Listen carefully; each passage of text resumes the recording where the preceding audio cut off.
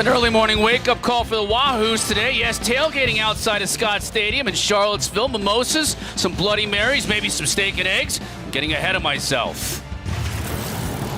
You're watching ACC Network football presented by Subway. Maybe a foot-long Subway sandwich would be in order for that tailgate.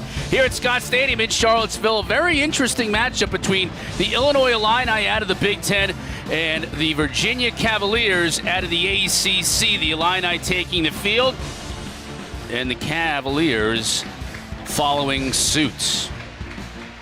Hi, everybody. Alongside Mark Kurtzlick, I'm Chris Cotter. Jalen Johnson will join us in a little bit. We're the Brunch Bunch today, an early morning kick here in Charlottesville, and an even earlier morning kick for the Illini. They're basically 10 a.m. Central Time. Yeah, well, Brett Bielema better get his guys awake. I mean, it is football time, and Illinois has a lot to prove. What team are they? Are they going to be the Week 1 team we saw versus Nebraska take care of business? Or last week, UTSA, they fell just short. This is going to be a big challenge versus a Bronco Mendenhall team that is feeling good, especially at home. They are 18-2 in their last 20 home games, so they love playing at Scott Stadium, and it's shaping up to be a great matchup. You saw the crowd tailgating earlier. They're going to make their way in. It'll probably take them a little bit of time. It's an unusual start. They've never had a start this early in Charlottesville at 11 a.m. local time, and Illinois has never played a game in the Commonwealth of Virginia. So a very different setting for both of these teams, and it'll be interesting to see who comes out and plays well early. Illinois wins the toss. They defer to the second half. Virginia will receive, and James McCourt, who's a heck of a kicker for the Illini, is going to put toe to leather, and we're underway. Virginia will take the ball first here at home, and for more on their quarterback, let's send it down to Jalen Johnson on the field.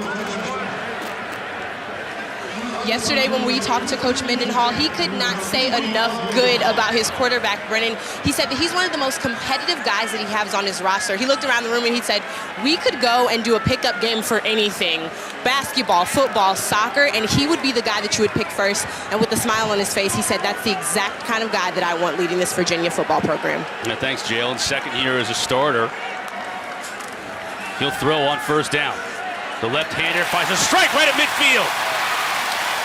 Picked up by his big tight end, Jelani Woods, and Tariq Barnes made the stop, but not before Woods carries the ball into Illini territory. And Jelani Woods, how about this? Big number 0 right in the middle of your field. We saw his little bit of action he got last week, but the Oklahoma State transfer is a big 6'7" target, and he came to Virginia to make receptions just like that. He wants to prove that he's got the hands to make plays downfield. Fake to Talapapa. Now Armstrong carries it. Gets free on the right side, down to the 30, ridden out of bounds at about the 27. The officials looking closely at that one to see if there was any malfeasance after the whistle. Not so much, but another first down for Virginia. Well, first two plays, you really got to see what Brennan Armstrong was all about. You saw him stand in the pocket, make a great pass over the middle, over the linebacker's head to Jelani Woods, his big tight end, and then you saw what he's capable of doing on the ground. It's funny, he told us he's naturally just wants to run people over, and he's got to slide. He had to learn to slide here at this college level. Ooh, a offensive lineman is now motioning out wide. That's one of the Robert and I specials that we will see lots of different formations. Looking to the end zone. Has a receiver out there. Broken up, though, in the corner. Sidney Brown did a nice job tracking the receiver and breaking it up at the last moment. Yeah, you're going to see a lot of these trick plays, a lot of these wild formations. Really good job on the back end. Sidney Brown, little contact, but got his arm in there. The ball bouncing around there before it hit the ground. Somebody may have been able to pick it up. Falls, though. It'll be second down and 10 for the Wahoos. Now we get a whistle and a flag. It looks like we may have a little motion here against Virginia. Offense, number 3. 5-yard penalty, second down. Jeff Servinski is our referee today. False start against Virginia. He'll move the Wahoos back 5 yards.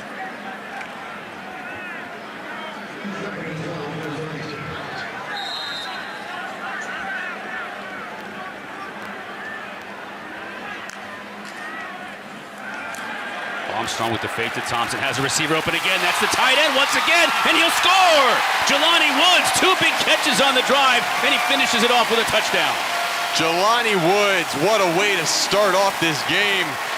Brennan Armstrong said we're going to see more of number 0 in this game than we saw last week. Well, if this first drive is any indication, we are going to see a lot of that big man. Relegated to mostly a blocker when he was at Oklahoma State. Really talked to some scouts and said, okay, if right now I'm pictured as a blocking tight end in the NFL, I just want to show what I can do in the pass game. Brennan Armstrong is used to these big tight ends. Tony Poljan last year, and now he's got another one. Jelani Woods. Justin Dunkel with the PAT. Virginia, well, they got off to a hot start here early in the morning. Jelani Woods, his first career touchdown, 32 yards for the score. Virginia up top early over the Illini.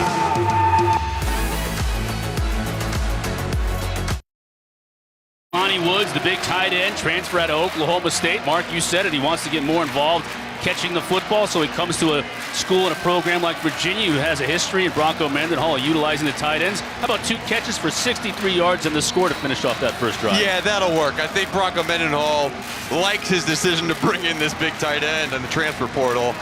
Big impact in a big game early in the morning, Chris. Dunkel to kick off. Donnie Navarro to receive for Illinois. Lets it go over his head, and the Illini will scrimmage from the 25. All right, let's look at how Jelani Woods got so wide open. I want your eyes on number 30. That's Sidney Brown on Illinois' team. He gets held towards the line of scrimmage because of the run action. And then number 0 on the left side of your screen throws that hand up, signals to his quarterback, I'm open. And when you see a big 6'7" hand pop up in the air, you can't miss it. You can't miss it. And Brennan Armstrong did not miss on that play. So an opportunity now to see Brett Bielema's offense and Art Sikowski.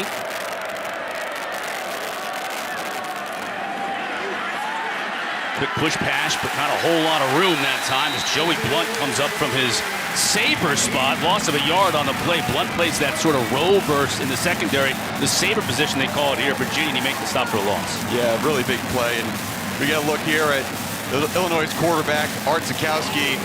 It's only his second career start. The start at the beginning of the season, Brandon Peters got hurt in the first game versus Nebraska, but Art stepped in, and he really has operated this offense well. And Brett Bielema and the offensive coordinator, Tony Peterson, really love him. Sikowski to throw on second down to Brown out of the backfield. Makes one man miss. Nice job after the catch to get close to the first down marker. Give him 11 yards. Nick Jackson tracked him down, but Chase Brown's been banged up, and they're glad to have him back into the fold here with Illinois. Well, there was one word used when they talked about Chase Brown. It was catalyst. If this guy can get our team going. You saw it's a really good play right there, but missing last week and then coming back, this is something that really sparks this offense. Good outlet for Art Sikowski, and now it brings up 3rd and short. A lot of times in this formation, they're going to run the ball or a quick play action to tight end in the flat. They give to Love, but he won't get there. Virginia's defense, led by Mandy Alonso, catches him in the backfield, forcing the Illini in with 3 and out in a punting situation. Okay. Wow. Big tackle in the backfield. Look at the linebackers coming. Nick Jackson was there first, and then Nick Grant, the free safety, comes up. Really good tackle on the big Reggie Love in the backfield. Put together 2 really good series, an offensive series of Brennan Armstrong in that offense, scoring a touchdown, followed by a 3 and out by UVA's defense. Blake Hayes is a heck of a punter, just lines this one to Kemp. Corrals it at his own 17, trying to get outside, and good punt coverage by the Illini forces him out of the 20. 49-yard punt on a line drive from Blake Hayes. And UVA and Nick Howell, the defensive coordinator, have got to be happy with that last stop. They knew they were going to have to face a Big Ten ground and pound, run it down your throat offense. A couple good stops in the run game on that first series. And now Armstrong gets to go back to work.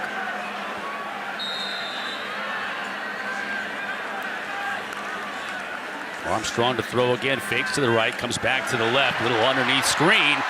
And it works well to Kemp. He's going to pick up 11 yards and another first down. Virginia's been really good at home. Bronco talked about this when we spoke to him earlier on in the week. If you want to win the Coastal, that's what they want to do every year. That's their goal. First of all, automatically, you got to take care of business at home. Then go 500, he said, on the road, but they're doing it at home. Yeah, they're doing it at home, and they have been doing it at home.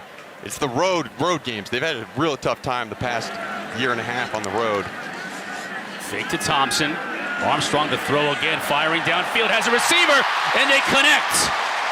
That's Rashawn Henry, who usually catches touchdown passes, but this long completion here has Virginia back in business. Yeah, you talk about Rashawn Henry catching touchdown passes. Before this game, he only had 9 catches and 5 were for touchdowns, and you see his ability to get down the field. There's a lot of one-on-one being played on the outside by the Illini. Rashawn Henry really has stepped up at that wide receiver role. Darrington, the transfer from Harvard, takes the carry and picks up a couple. Boy, Armstrong has been on target, has he not, here early? Oh, goodness. I mean, you watched that last throw. He just line drived it right down the middle of the field. And Illinois has vacated that middle. I mean, all 3 of those long completions have come between the hashes, which is where Brennan Armstrong is the most accurate. So that has to make an adjustment defensively for Illini, or they're going to get picked apart all day over the middle. Henry 39 yards, so they've had 3 pass plays of 30 yards or more here already in the game. Armstrong looking for more, going to the end zone, has a receiver open, and an easy score. Dontavian Wicks, he gets involved in the passing game, and it's all Virginia so far. Another really, really good pass by Brennan Armstrong. It could have been a terrible pass, honestly, because there was absolutely nobody near Dontavian Wicks. And you gotta wonder what's going on with this Illini secondary.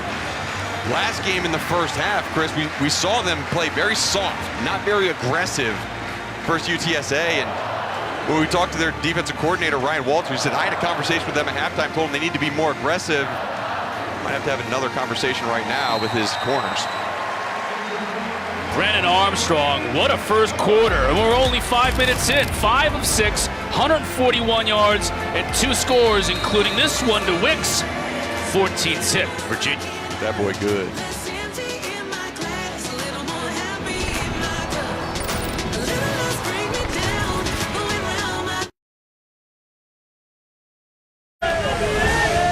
ACC Network Football is presented by the Eat Fresh Refresh at Subway.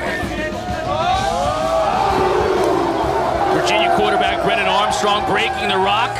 If you're an MVP of a game, or if you're an MVP of the offseason in camp, you get to break the rock and celebrate with your teammates. That's sort of meaning like you can't move mountains 1 second at a time. You got to break it into little rocks. Yes. One swing of the jackhammer, if you will, or the sledgehammer at a time. Yep. Humans can't move mountains. That is for sure. But you break it down a little piece, we can move a lot of different things. But Brennan Armstrong, how about week 1? Set a school record when yards gained through the air in his first game of the season. I mean, he might match that today. I mean, this is, right now, it is like there's no defense on the field right now for Illinois. 2 scoring drives of 4 plays each for Virginia, highlighted by really 4 explosive passes, long pass plays, and they've only had 2 runs and only 1 by design in those 2 drives. So Armstrong has the hot hand throwing. Why change anything? And for Illinois on the flip side, they had a 3 and out in their first offensive drive. Now trying to get something going here deep in their own territory. Zitkowski to throw. To his back, out of the backfield. Picks up about 5 yards. Hunter Stewart was there to bring him down. And Chris, we talked in the open about the game time, 11 a.m. Eastern, and which would be 10 a.m. for Illinois. You just wonder right now if that plays at all into them getting going and maybe a little lethargic. This is a really important drive to at least flip field position. Now they're moving into an unbalanced set. Usually that signals run. Chase Brown had another catch there on first down. Getting some good yardage on first down. Now moving the tight ends around. Brown still behind Zitkowski. Brown will look to find yardage. Tough to come by on the right side. Maybe give him a yard. You know, Illinois, you talk about a fast start. There's Brett Bielema in his first year as the head coach. Last week against UTSA, down 14-0, and Bielema talked about it. We need to get off to a better start so we're not trying to play catch-up the entire game like they did last week. And lo and behold, here, down 14-0 again. Yeah, he was adamant about starting fast. He understands how good UVA is when they build that confidence early in the game. Said they're 5-0 and leading at halftime and 0-5 in the last 10 games when they're losing. Right now, UVA is putting on a clinic. Great tackle on that last play by Nick Grant. Big third down here. Sikowski gets rid of it, just out of the reach of his receiver, and it looks like it'll be another 3-and-out for Illinois. That was Casey Washington, the intended receiver, just too far out of his reach. Yeah, Sikowski's a guy, he can make that throw. Really, it was in a pretty good spot. You want to see Casey Washington continue his route, come back to the ball, but whatever it may be, it just seems to be something a little bit off, whether it's an offensive lineman not making the right block, the ball not landing exactly where it is, but so far, it's been 2 3-and-outs for Illinois. And UVA is rolling. Hayes with another good kick, drives Kemp back to his 16. Woo! Hey there. Gets a good block. He was in the pickup about 5 or 6 yards on the return. Brennan Armstrong's off to a hot start. Oh my gosh, tell me about it. Hot. This guy's on fire. It's almost like he can't miss. And you see the lefty. This is the second week in a row Illinois has had to face a lefty quarterback, which just makes things a little bit different. However, you can still cover guys. Really good job of finding his big tight ends. And then on that second drive, finding his wide receivers downfield. Rayshon Henry making a big play, and then Dontavian Wicks getting in the end zone. A lot through the air for UVA, and that's how they like it. Armstrong again. The play fake. It has a receiver wide open in the middle. That's Thompson. 23 yards to the football player, Keaton Thompson, who transferred in from Mississippi State. They don't really have a position for him, like a wide receiver, tight end. He also plays some quarterbacks. So they just call him football player. Yeah, they just call him football player. Timeout. Injured player. Mentioned the open out. Brennan Armstrong will be the first pick on any team, whether it's hopscotch or pickleball. Keaton Thompson might be second pick. I mean, this guy is fantastic. He's a grad transfer from Mississippi State. Last year came to this team and understood his abilities. Said, I could play wide receiver. I can do whatever you want me to do. Has a great attitude, and coaches said, look, this year has been the real big improvement year for him, his route running. He is a real wide receiver on this team now. Added some weight in the weight room, some muscle weight, so he can take the hits and the pounding and block when he has to. And it's worked for him. Another big opening, this time for a running back, and it's Mike Hollins. Everything Virginia is doing right now, Hurst, they're doing it well. Chris, I got to count how many white jerseys on the field, because I feel like there's 7. 1, 2, nope, there's 11. We gotta get some guys tackling in the right positions, but give credit to this UVA offense. They are so multiple.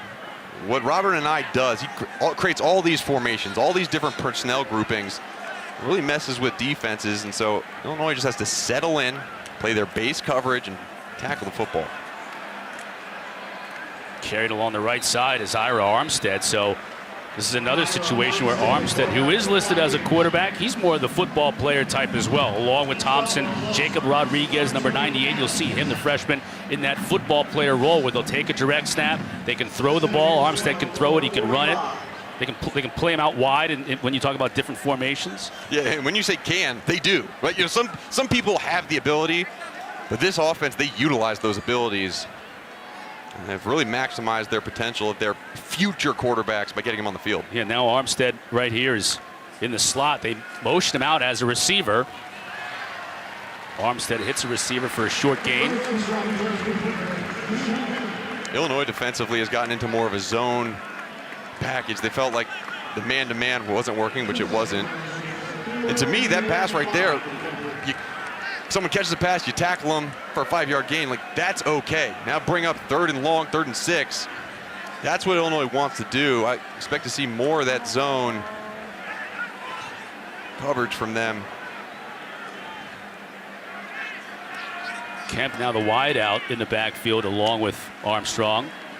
He'll get the carry. They'll reverse it though. Here comes Armstead. He's got Armstrong in front of him, and he gets tackled from behind. He's close to the first down marker, but I think the Illini were able to bring him down just about a yard shy. That play looked like it was going to be really big from the start, but good pursuit by Owen Carney and company for Illinois. Yeah, really good job by Illinois, understanding that, yes, he can throw the ball, but now they got to line up again. This is 4th and 1. Wayne Talapapa in the backfield. Watch him go. Cuts it back inside, and it's going to be close. I think that second effort probably got him the first. He wasn't going to be denied on that carry. Give him 2 yards and a first down for Virginia. Yeah, you see a good look at the team captain right there, Wayne Talapapa, senior out of Punahou High School on Oahu in Hawaii. He's a guy, I mean, Chris, it feels like he's been on this team forever. I mean, but that's the type of leadership he has. Even from a young age, he has understood work ethic and provides a real burst for this team. Probably their best do-everything running back. And Bronco recruited him when he was at BYU. Talapapa went on a mission, went back to Hawaii, and then found his way here at Virginia. When Bronco came to Virginia, Armstrong going to the end zone again. Double coverage. And just hung it up a little bit too high. Incomplete. Nice job in defending that one by Kirby Joseph and Tony Adams, the best cover corner here for Illinois. Yeah, it was a good job playing the ball in the air. You see number 25 come from all the way across the field. Really good job of making a play on the football. But you see how long it took for that route to develop and how much time Brennan Armstrong had in the pocket. The offensive line is shutting down any pass rush Illinois has. 2nd down and 10. Armstead now in motion in the backfield. A fake to Armstead. Give it to Hollins. He's wrapped up after a gain of 2. That looked almost like wing T-esque in the backfield. I asked Brennan Armstrong, I said, you do some things at this quarterback position that no one's asked to do. I mean, he took a shotgun snap, he reversed out underneath, handed it off to his running back. I mean, if you're playing linebacker and you see the quarterback spin around like that, you don't know where the ball is. Eye candy. Isn't that what they call it when they call it eye candy? There's all kinds of things going on. And eye discipline. Right. Eye candy and eye discipline. Eye candy tastes so good too, right? Until you take a bite and then you're like, oh my gosh. And then you're like, oh, I forgot about eye discipline. Yeah, I forgot about eye discipline. Armstrong to throw, keeping a tight end in for protection. Underneath, broken up. That was Jatavius Martin for the Illini and forcing a 4th down for the first time today. This defense stepping up when they really had their backs against the wall. Yeah, good job by the Illini. Brennan Armstrong missed one on that last play. He had Demick Starling man-to-man, one-on-one inside. It, would have been another touchdown pass, but now they're bringing out their kicker. Make a long field goal here. 46 yards for Justin Dunkel. Just wide right. So maybe a little bit of momentum for Illinois as they keep Virginia off the scoreboard for the first time on a drive this afternoon. Let's see what Bielema's offense can do when we come back. Welcome back. Illinois has the football, but let's talk about some storylines from last week in football. North Carolina, big loss last week to Virginia Tech, and Virginia Tech's defense was phenomenal. UNC lost so much production from last year. They really showed that they need guys to develop. And then Florida State, they played so well versus Notre Dame. They came up short, but watch that Florida State defense. They were getting to the quarterback. They're going to be a team to watch, much improved, as is this Virginia Cavalier squad. Really laying a licking on the Illini so far. Art Sikowski taking the Illini back onto the field here. They need more than a 3 and out of this drive, as you can see some of the games today. And Syracuse, some of these teams like Pitt, Syracuse, you don't really know what you got in week 1 because they took care of competition that wasn't up to snuff. Now things get a little tougher. Yeah, same thing with NC State. They posted a shutout. However, the ACC lost pretty much every non-conference Power 5 game last week. They have an opportunity to make good on some of those and give the ACC some clout back. Sikowski on play action, has a receiver out in the flat. It's going to be close to a first down, but it looks like it's going to be a little shy. DJ Barker, the tight end, on the receiving end. Sikowski's arm got hit when he threw that, but he was able to just put enough on it to get it out to Barker. Let's talk about Virginia's tight end and Jelani Woods, who's really good. They've got a couple of them here at Illinois. Daniel Barker, DJ Barker, and Luke Ford, who began his career at Georgia and transferred in here. They love these two tight ends. Yeah, they love the two tight ends, and they love two tight end sets. They're going to play 12 personnel, meaning one running back, two tight ends a lot this game. Right now they got the two tight ends to the right side of the formation, and they got the big Josh McCray, true freshman running back in the game. Leaps over the line of scrimmage and almost broke it. Now that's a young man who's 6'1", 240 pounds, listed. A true freshman out of Enterprise, Alabama, who showed himself a little, twinkle toes here at the line of scrimmage. Look at this, right over top. Good job blocking up front by the offensive line, but we talked to Brett Bielema about his true freshman running back. And this is a guy who's being recruited by the SEC as an inside linebacker. His high school coach also coached Melvin Gordon, who was recruited by Brett Bielema, and basically texted Bielema and said, I got a guy for you. And he said, he can be a Big Ten running back. Bielema watched 10 seconds of film, called him back and said, you're right, tell him he's a Big Ten running back. Sitkowski now after a first down near midfield. And a nice job defensively. Chase Brown on the receiving end, and Virginia got good pursuit. Antonio Clary was there along with Nusi Milani just to slow things down and allow their teammates to make the stop. I've been impressed with UVA and their open field tackling so far this game. Bielema thought that he might be able to get some production, getting the ball on the edges. So far in this game, UVA has been pretty stout. Second down and 12. Sitkowski flanked by Chase Brown. Virginia showing a little bit of pressure, maybe by Noah Taylor, number 7 here near side. He comes off the edge, then pressure up the middle too, and Sitkowski's able to unload it, but it's incomplete as Anthony Johnson. Elliott Brown is there to put the pressure on the quarterback, and Johnson broke up the pass. Yeah, good job by Johnson breaking down on the ball. And UVA did a great job of holding their blitz till the final moment. Noah Taylor was almost a decoy, and now these Wahoo fans are on their feet. Happy to be back in Scott Stadium. Getting loud. Yep, those mimosas, those Bloody Marys we saw when they were tailgating earlier, kicking in here late first quarter.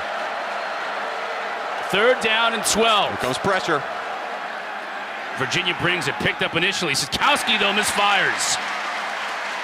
Looking for Navarro on the outside. They'll bring up fourth down.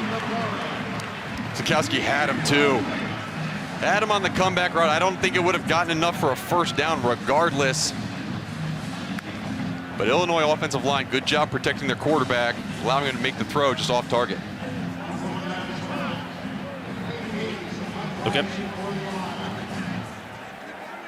Blake Hayes, Big Ten punter of the year. An absolute weapon. Averaging 50 yards a punt already today.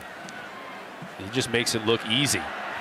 This one high and angling out of bounds. Good for the net, if not for the punting average. Virginia will take over from their own, as the official walks up, from their own 29-yard line. Time for our marathon drive recap, and it's the scoring drives for Virginia right out of the gate. Mark, Brennan Armstrong was on target. Big chunk plays to his tight end and receivers. In the blink of an eye, they were up 14-0 before most people woke up today. Yeah, work in the middle of the field. Understanding the soft spot in this man-to-man coverage that Illinois was playing so good between the numbers. Outside the right hash, he's been a little bit sparse in terms of his accuracy, but inside the hashes, he is on fire. And he's got a receiver streaking down the left side. Contact before, and the officials call it incomplete, but no flag coming down. Now one official says a catch. The official on the far side, now they get together and say incomplete. Yeah, Tariq Barnes, the linebacker. The fans are calling for that pass interference. What, did Armstrong have all day to throw this, or what? He absolutely did. This is absolutely pass interference. That's a defender, as a linebacker trying to cover a running back on that wheel route. You're in good position, but you don't put that hand up until you see the receiver's hands go up. Got there a little early, but got away with one. Armstrong to throw again. Now just throws it into the ground as that play did not develop the way he had hoped.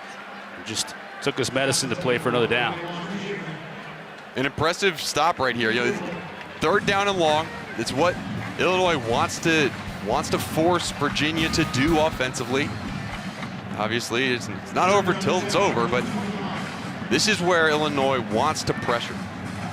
It's their nature to get after the quarterback in this situation. And Ryan Walters, let's see if he does dial up some pressure. Watch number 35, Jake Hansen, super senior in the middle of the field. Armstrong now tries to go deep again. He misfired on his last 5 throws. That one incomplete, and the Illinois defense looks like they're going to be able to get off the field, which is something they had a real problem doing here in the first couple of weeks, especially last week in the loss to UTSA. Yeah, good job by Illinois. And right now, even though the stat sheet is so dominated by Virginia, those last 2 stops, the missed field goal and then this 3 and out, are really good for Illinois. They're right in this game, 14-point game. 1 touchdown would go a long way. Flag down. Flag prior to Jacob Finn's punt. False start. Kicking team. False start against Virginia on special teams. That just doesn't that just kill you as a coach? Giving up 5 yards on a punt. It does, especially from where you are. You know, in this situation, all yardage counts. If you're on the other side of the 50, whatever, but you're not trying to fire off the ball and get 1 yard, to pick up a first down. So it comes down to focus, and got a lot of starters on this punt team. Maybe a little winded. Jacob Finn's the transfer out of Florida. I like what he's done. Now a low punt. Let's see if he can get a bounce. He does.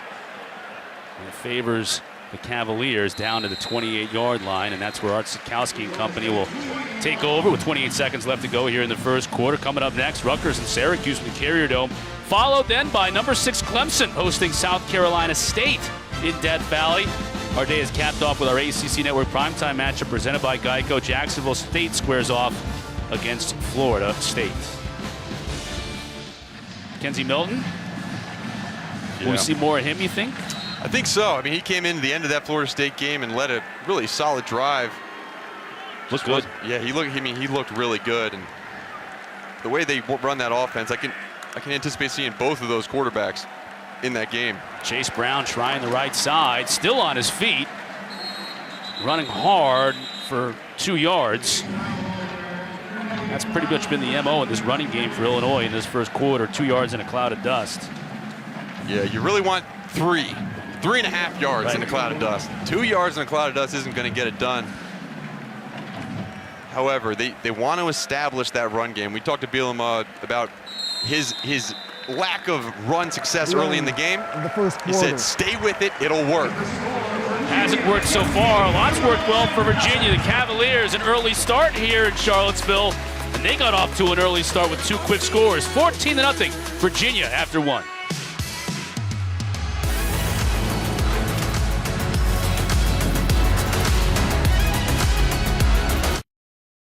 ACC Network football presented by Subway back here in Charlottesville. Virginia with a 14-0 lead over Illinois as we head to the second quarter. Chris Cotter, Mark Hertzlich, Jalen Johnson along with you for the ride here at an early morning kickoff in Charlottesville. Another possession for Illinois, and they've got nothing going offensively. Sitkowski with a low delivery and the catch made underneath. And Mark, in that first quarter, this Illinois offense, 1 first down, 33 total yards. Yeah, it hasn't been good on third down for either team. But when we look at Illinois, it looks like they're starting to find a little bit of rhythm. And they started connecting a little bit of offensive production, some shorter third downs with defensive stops. This is a huge play. 1, 2, 3, 4. They need 4.5 yards to get this first down.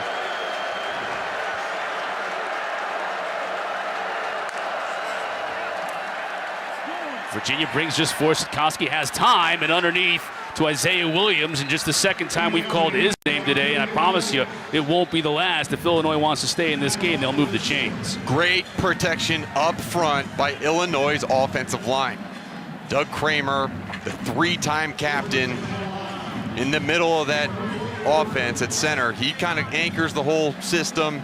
Really good job in protection, allowing Art to find his check down for first down. And another thing we talked about with Brett Bielema during the week, don't get behind the chains, and picking up just over 1 yard on first down. That's getting behind the chains for this offense. Another unbalanced set. McCray, big tailback, bangs into that defensive front, picks up about 6. Manny Alonso had McCray dead to rights in the backfield. Good job by McCray to slip him. Look at those quarterbacks. Got the new and then the old new. DJ Uyunglele and Kenzie Milton. Just one of the best comeback stories in college football this year, absolutely.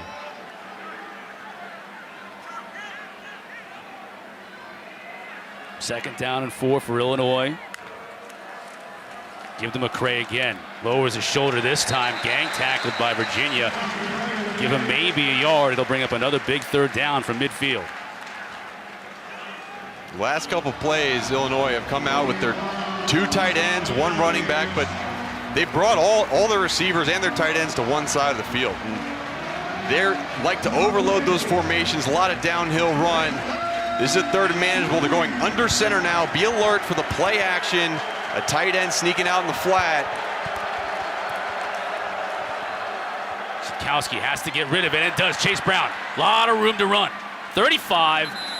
Nice open field tackle that time. Otherwise, he might have been gone. Ventrell Cypress, the second, was able to come up and make the stop. It's a big play for Illinois. Yeah, huge play for Illinois, and a roll to boot. That's what they call it. There's really a fake handoff to nobody, and then you roll out, and it's very difficult for those inside linebackers to track the running back when the quarterback goes opposite the running back, finds him out in the flat. Really good play, good design, understanding the weak point of that cover 3 coverage that Virginia was in. Gut check drive for Illinois, converting a couple of third downs. We give to Brown. Not a whole lot of running room there. Give him a yard on first down, and once again, it's second down and 9 for Illinois. Yeah, second down and 9. Not even that 1.2. That was a little bit less than 1 yard on that pickup. But when we talked to Nick Howell, the defensive coordinator for UVA yesterday, he said, we got some tendencies.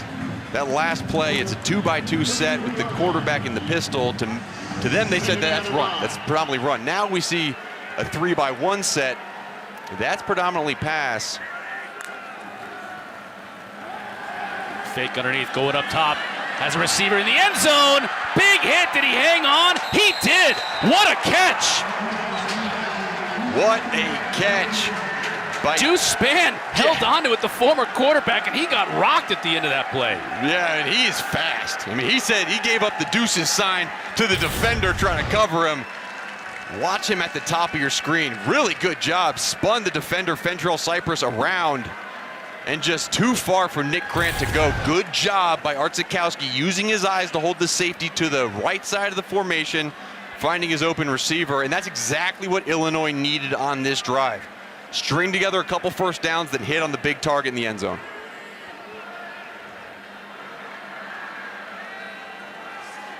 James McCourt with the PAT, and Deuce Spann, the former quarterback, converted to wideout during camp, has 3 catches on the year. 2 of them have gone for long touchdowns, including this one.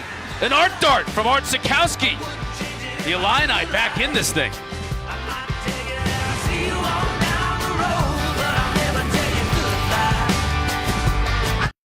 Charlottesville, Illinois, with a much-needed gutty drive, converting a couple of third downs, and then Spann with the big touchdown reception. 8 plays, 72 yards. You see the time elapsed, and they're right back into this thing after going down 14-0 early to Virginia here in Charlottesville. Getting set for the kickoff. What an absolutely perfect day for really anything here in Charlottesville, but why would you want to be anywhere else but here in Scott Stadium, which is where we are and where the commissioner is. Jim Phillips joins us right now. We thought we would dress up the shop by going on cam and having Commissioner Phillips here with us. Welcome inside the booth. Good to see you.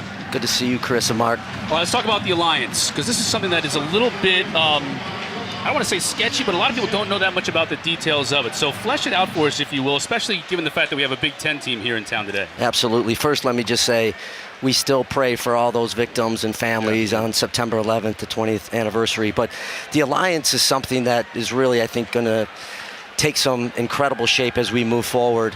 When you talk about the unsteadiness that we have right now in college athletics, it's a chance to partner 41 schools. 32 of those are top 100 research institutions. 27 AAU schools. So there's great stability when you have partners. The three things that I think you're going to see spin off of it is, one is a chance to collaborate, student-athlete welfare, student-athlete experience, best practices. The second piece is legislation, an opportunity to really have influence about the future of college athletics. And the third is scheduling, right? A chance to go from East Coast to West, from North to South, and really create some terrific new competition inventory games. Are you thinking 1-2 games a year? Because you've got obviously your conference schedule, then you've got to work in the FCS game here and there. How many games can we talk and think about? Maybe if Virginia's your team, how many games against Big Ten and Pac-12 opponents can we expect? As you stated, scheduling is done 5, 6, 7 years out, and it just depends on what institution. But I think the goal would be down the road to have a regular consistency of 2 non-conference games against the other 2 within the alliance. That'll take some time, and it'll be one contractual opportunity at a time, one season at a time, but we'll be able to do some basketball things and then work our way through Olympic sports. Yeah, we just, when you look at the state of the ACC right now, how much growth opportunity do you see for what it is right now? Obviously, basketball very dominant. Football is getting back to where it wants to be. How much growth do you see an upside for the ACC? An awful lot. I mean, as far as our membership, I love our 14 football playing schools and our 15 schools that play all the other sports within the conference. We're in a great footprint, a great area within the country. We stretch the boundaries of the East and go into the Midwest. So I think you're always looking at opportunities, but I think this alliance creates stability and a chance to expand at the same time. Let's check on this play here. Keaton Thompson with a nice catch on the Brennan Armstrong delivery, but we do have a flag down. Holding. Defense. Defensive holding. And that will be declined, and it will be. So a nice play by Keaton Thompson. You got to love not only the weather, you got to love the fact that we've got fans back here at Scott Stadium and the performance by the Cavaliers here early. Absolutely. Virginia's sneaky good. Some of us saw them play last week. They have a better defense than maybe people projected, and offensively, they're really difficult to prepare for. Fun to watch, too, on offense, aren't they? As we see Thompson here now, the football player in motion, now in the backfield, and he's going to carry the ball and gets a good opening and spins his way, still on his feet, and picks up a first down. Great individual effort. How about that fight? Wow.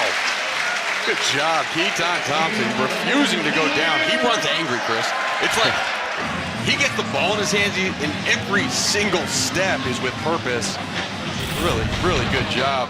Coach and I talked about how he put on weight in the weight room in the offseason so he could take the banging that you were going to receive when you carry the football and you block on every down. And he's more of an every down player now. He's not just that slash that comes in 4, 5, 6 times a game. You see him in all the time. And here's Armstead again, another quarterback slash player in motion, but the handoff and a lot of room. Inside the 15, down to the 14 goes Devin Darrington, the grad transfer from Harvard. We talked about eye candy earlier, Chris. UVA, they're the king of the candy. Everything shows screen out to the left and hand off the ball at the middle. Couple pulling guards. Really good job of finding that hole. Let's transfer out of Harvard. He's got brains and brawny and speed. I was going to ask Commissioner Phillips, you don't really usually get a lot of Harvard graduates to a lot of schools around the country that want to come to your school. That's something that you can certainly put a feather in your cap for. Thompson in motion. Armstrong to throw, going to the end zone. Has Wicks again, this time right in the pylon. Just a little too far, and good coverage from Witherspoon. Yeah, good coverage from Witherspoon. Witherspoon had a very similar play versus UTSA last week in that fourth quarter. Again, it feels like Illinois has settled down a little bit defensively. UVA is still moving the ball, but those plays that were wide open in that first quarter for UVA haven't been as easy to come by. All right, second down and 10. Thompson in the backfield. Kemp in motion, along with everybody else. Armstrong splits out wide. Including Armstrong, who's now wide. Everybody's in motion. Thompson to carry it. He's going to pick up, give him maybe 5 yards as he's able to push the pile. Just wrapping things up with Commissioner Jim Phillips. And What's your Saturdays like? I mean, for us, we're calling games, and when we call an 11 a.m. start, that means we have the rest of the day to watch football. Are you glued to what's going on, sun up to sundown? Absolutely. This is game 8 in 7 days, including last weekend. Was in Durham last night. Duke had a really nice win against North Carolina A&T here this afternoon. We'll get in front of my television set as fast as I can to watch the afternoon and evening games. We'll be right there with you. Fake the reverse. Keaton puts his head down and picks up a couple of yards on 3rd down. It's going to bring up an interesting 4th down here for Bronco Mendenhall and Robert and I in terms of what they want to do. Commissioner Phillips, good to see you. Thanks for stopping by. Chris and Mark, really appreciate all you do. This network is strong, and your talent absolutely each and every game comes out, and we appreciate you telling the story of college football and specifically ACC college football. Thanks. We look forward to working with you in the years to come. Thanks so much. Commissioner Jim Phillips, headset off as he goes off to make his rounds. Watch the rest of this game and the rest of the day in college football on the ACC. Justin Dunkelin to try the field goal. Now we get a flag and the whistle before the snap. Let's check this call. This could be important. Prior to the ball being snapped, false start. Kicking team number 52. More important if it was against penalty. Illinois, but it's 4th against down. Virginia, so the Cavaliers will move back 5 yards, and Dunkel will have another shot at it. Yeah, and interesting. That's been 2 false starts on kicking opportunities for UVA. First one was on a punt. This one on a field goal. That went through. Let's see if he can repeat and knock this one through 5 yards farther back. So it's now officially 31 for Dunkel. He missed in his first attempt earlier today, and he misses on this one. Wide right. Illinois is just hanging in there in this game. Things are looking better and better for the Illini. Down 7 as Bronco looks on concerned.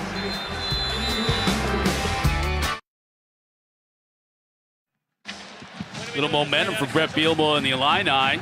Down 14-0 right off the jump in this game. They're able to battle back, put together a nice touchdown drive the last time they had the ball. And they kept Virginia off the scoreboard in that last drive. Jalen Johnson has a little bit more on this Illini team playing with inspiration today.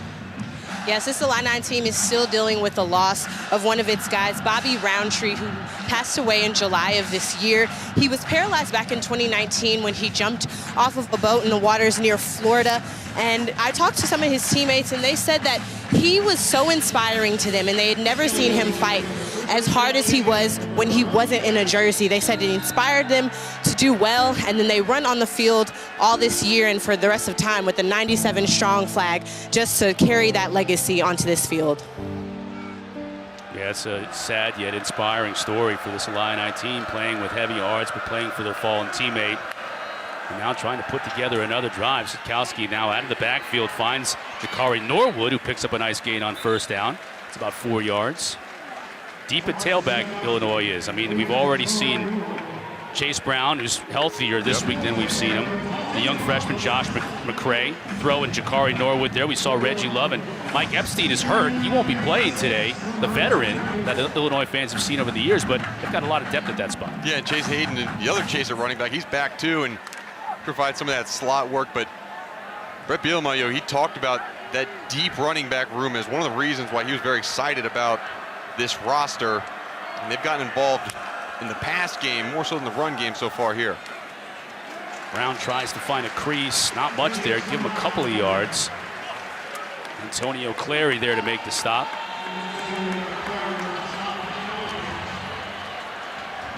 So a little bit of momentum for Illinois that can go by the wayside if they go 3 and out here and have to give the ball right back to Virginia with 5 minutes left to go in this half.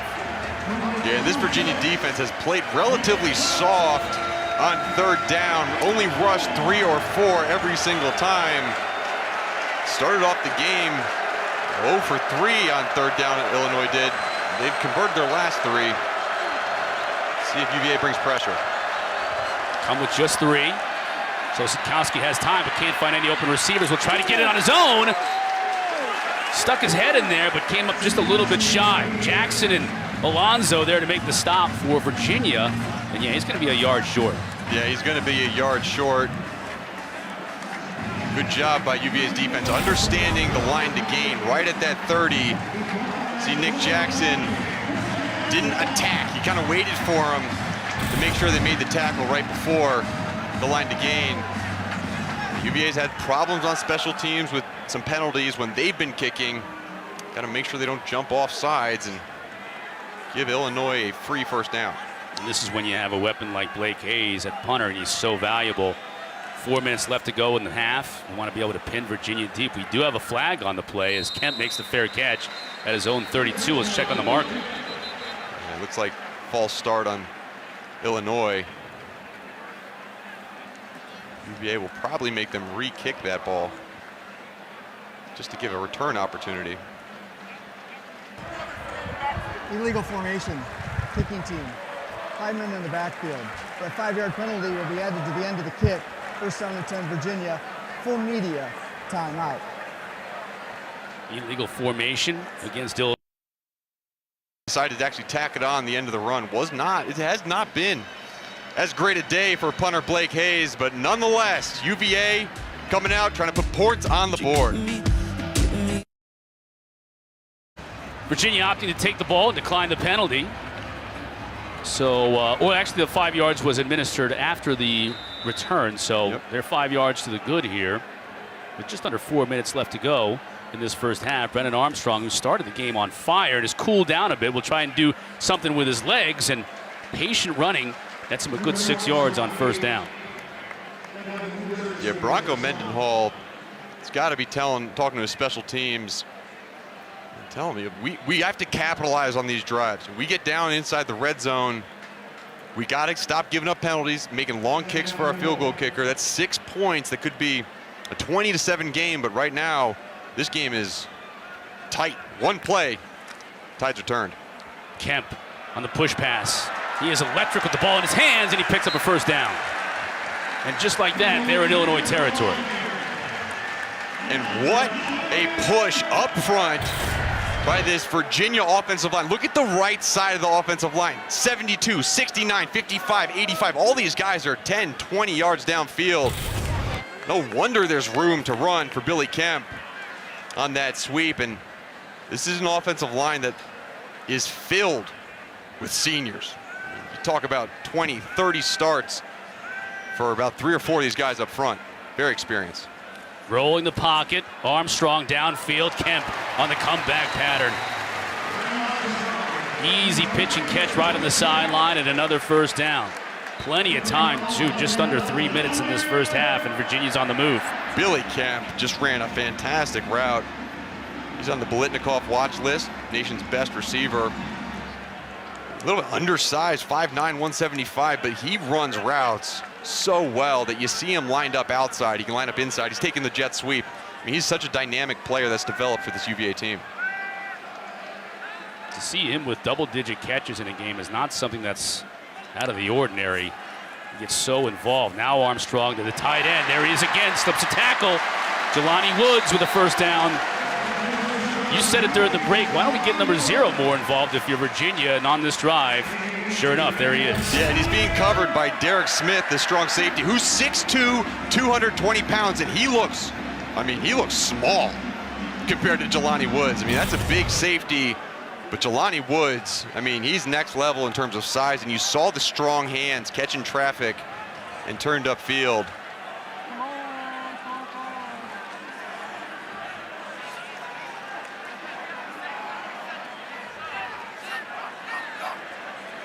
Now an unbalanced formation for UVA. Thompson in motion, the fake to him. Armstrong will keep it. Design quarterback run, and a nice job reading the play by Devin Witherspoon, who comes up from his cornerback spot to make the stop for a loss of 2. Yeah, Devin Witherspoon, really good job rebounding after a couple soft coverages in that first quarter. Big play on that last series in the end zone. Good job coming up and making a tackle. There's a flag down. Bronco Mendenhall's consulting with the officials about. Looks like a legal formation, possibly.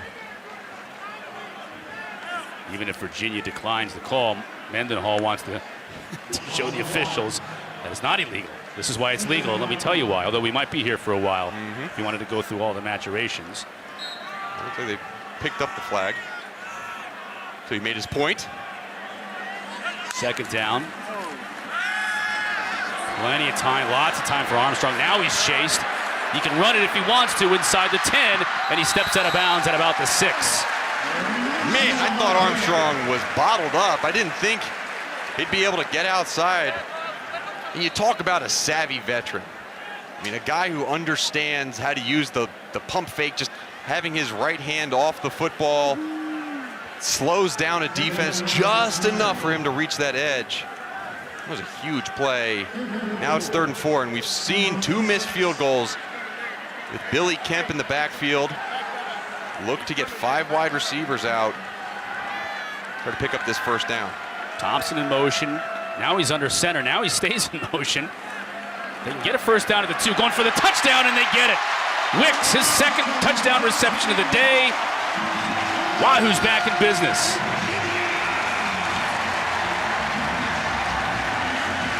And hats off to Robert Anai and his self-scout. Last week, we saw a very similar formation. We saw Keaton Thompson come under center and go for a quarterback sneak. This time, they almost balked it, right? That's what they call in baseball, where the pitcher starts to throw the ball and pulls it back. He balked him and left a wide open Wicks in the end zone. We asked Anai, I said, how do you like being creative? He goes, well, I guess I'm creative. He is creative. Used it on that play for a touchdown. He has shown that creativity all day today, and his quarterback with deft skill directing the Cavs down the field. 21-7 Virginia.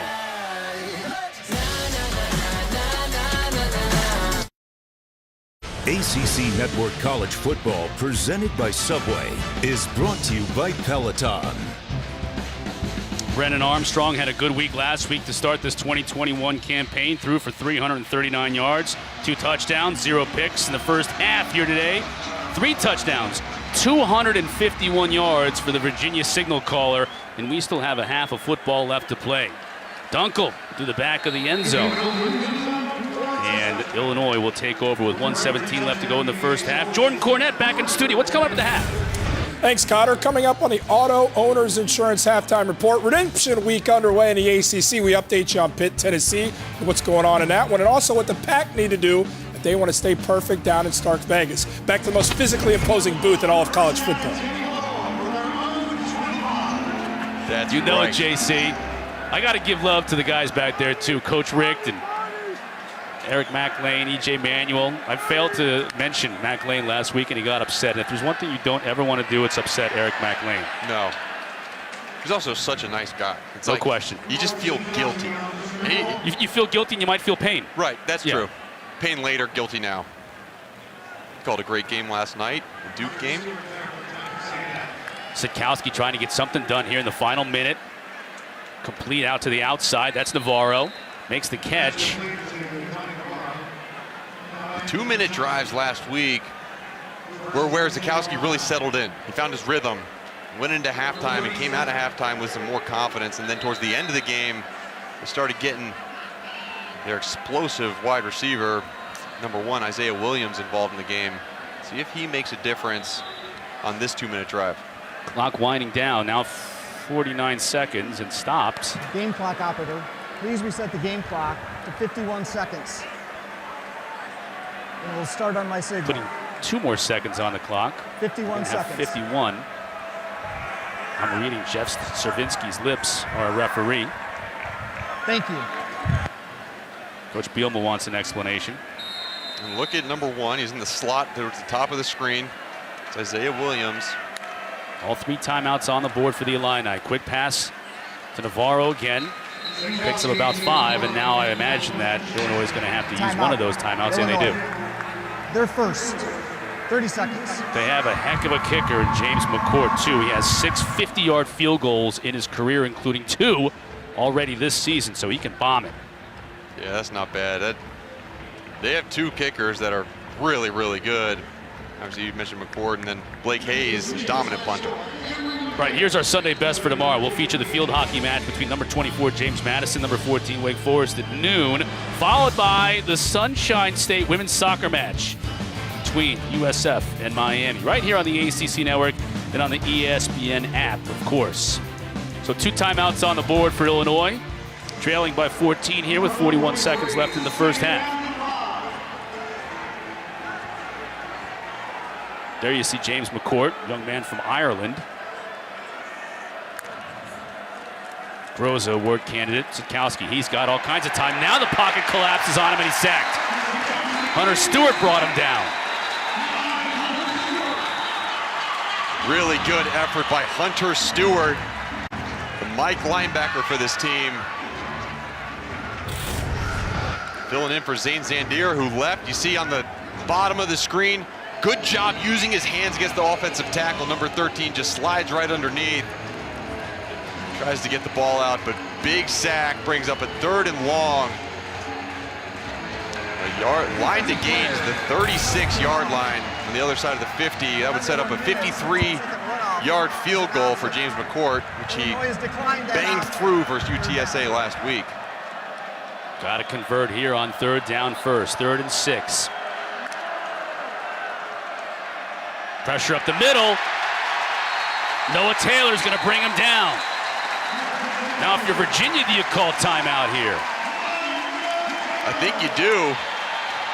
You want to try to give your return man an opportunity to make a play. However, they're going to be satisfied going into halftime up by 14 points off the back of Noah Taylor, coming up with the 2nd sack in a row for this team.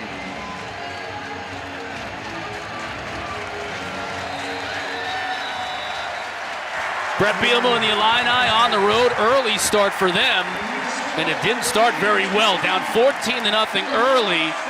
The Illini fought back to make a game of it, but that last scoring drive by the Cavaliers and then a defensive stop near midfield keeps the Illini at 7 points at the half. So a successful first half for Bronco Mendenhall, and Virginia up 21-7 here at the break. And Brennan Armstrong, what can you say about the first half he's had? Well, that boy is good at football. I mean, he has been accurate. He's been great in terms of decision making, when to pull the ball down to run, when to throw it into tight coverage. Talked to coach, said, look, this guy feels like he can make all the throws. He can do anything. We've seen him do that in this first half of the game. 14 of 21 for 251 yards and 3 touchdowns.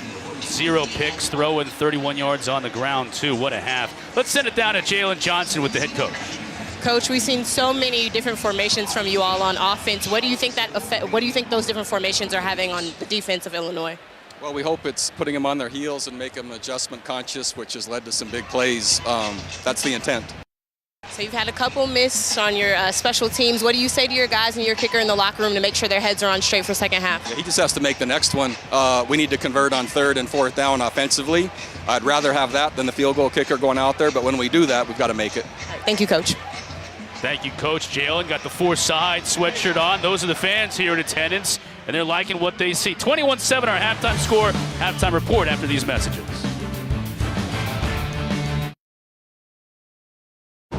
Welcome back to ACC Network Football, presented by Subway. Chris Cotter and Mark Hertzlick. Jalen Johnson with you as we get set to start the second half here at Scott Stadium in Charlottesville, Virginia. Wahoo's 21-7 lead over Illinois, but Brennan Armstrong really got things going. What does Illinois have to do in the second half to get things back on track? Well, Art Sikowski has been very efficient the way he's thrown the ball. He's been 12 for 15, but only 94 yards. So if Illinois wants to get back in this game, they got to start taking some shots down the field with their wide receivers. They have the capability of putting together drives. However, can they make that explosive play downfield? That's going to be the big question in the second half.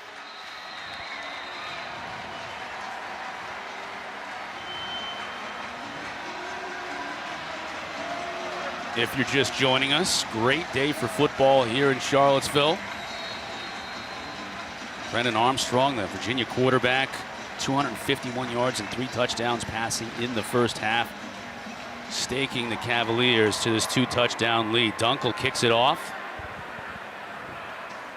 and Navarro will let it go out of the end zone for a touchback. Time now for today's game refresh, brought to you by Subway. There you see it right on the top line, Mark. I mentioned Armstrong. He really was the story in that first half. Yeah, in that second bullet point, the 20-plus yard plays, you see UVA with 6 of them. They have harped on big plays.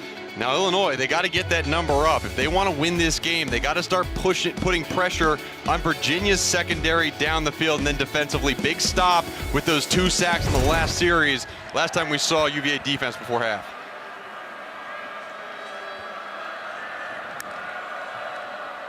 Sitkowski now the fake to McCray. Nice catch by Williams. Makes one man miss. This is what he does in traffic. Bangs into his own man, but stays on his feet for a first down after a gain of 14 yards. Jalen Johnson had the opportunity to speak with Brett Bielema.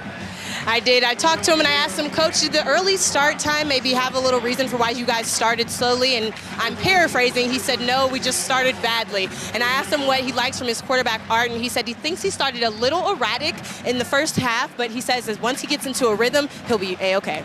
Nice job on the paraphrase there, Jalen. This early, family show, family hour. Yep. But Bielema with an opportunity here, and we showed in the first half, Mark, the graphic where they did not have any success on first down. Well, that's nice on first down right there to be able to pick up a nice chunk play, and here's another one. Yeah, they're really good job by the right side of that offensive line. First, they did a good job of getting out on that little swing pass to Isaiah Williams on that first down play, and then on the following first down play, really drove UVA's left side of their defensive line back off the ball. Good pickup on the ground. And Bielema talked about staying ahead of the chains, right? Staying ahead of the downs. This is exactly what he's talking about. 2nd and 2 right now. To me, this is a perfect opportunity for a play-action deep ball shot, because if you miss it, it's 3rd and 2. Very manageable. Norwood with the carry again. Big hole. Takes advantage of a blocker in front of him. Inside the 40, down near the 35. Well, that works too. You can keep it on the ground and pick up a big play. Look at the pulling, guard, and tackle. 79 and 55, leading up on the safety, getting all the way to Joey Blunt. Good job of reading the offensive lineman by Jakari Norwood. Big gain to pick up the first down.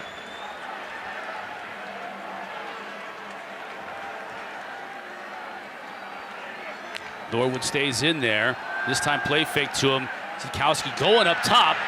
And he's going to overshoot his receiver. We do have a flag on the play. So Williams was the intended receiver, and Anthony Johnson defending. Just got a little bit too much of him as they were streaking down the sideline. Yeah, Anthony Johnson did a good job of turning his head around. Pass interference. Defense, number 3. 15-yard penalty from the previous spot. Automatic. Let's see if he got some first contact down. right there with that left arm, pushing on the shoulder pad. That's enough to change the course of the wide receiver. And anytime you restrict his movement or change his course like that physically down the field, that's a good call by the officials. And you see Isaiah Williams being targeted multiple times on this drive to start the second half. To give to Chase Brown. He's got blockers in front of him. Inside the 10, will he get to the pylon? He will! What a drive by Illinois to start this second half. And that's a statement by Brett Bielema and this Illinois offense. They understood the problems that they had in the first half. Something must have been said at halftime. Really good job by the offensive line, continually getting up to that next level. And let's see if he stepped out of bounds. Right foot is in, left foot is in, right foot is in. That's a touchdown. Welcome back, Chase Brown. They are happy to have you on the field. Chase Brown, 3rd team All Big Ten last year. Keeps Illinois in it. Just when you think Illinois might be down a little bit, it's gut check time. They did it with a drive in the first half, and they open up this second half with a nice job, mostly on the ground in this drive. Finished off by Chase Brown. Illini back in business.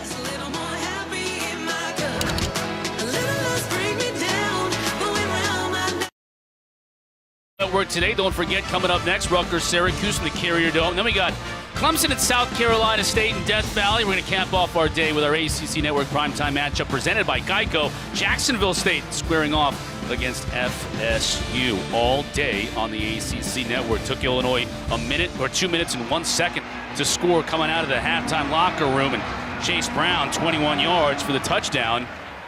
Once again, after being down 14, Illinois strikes back. How do they score on this play?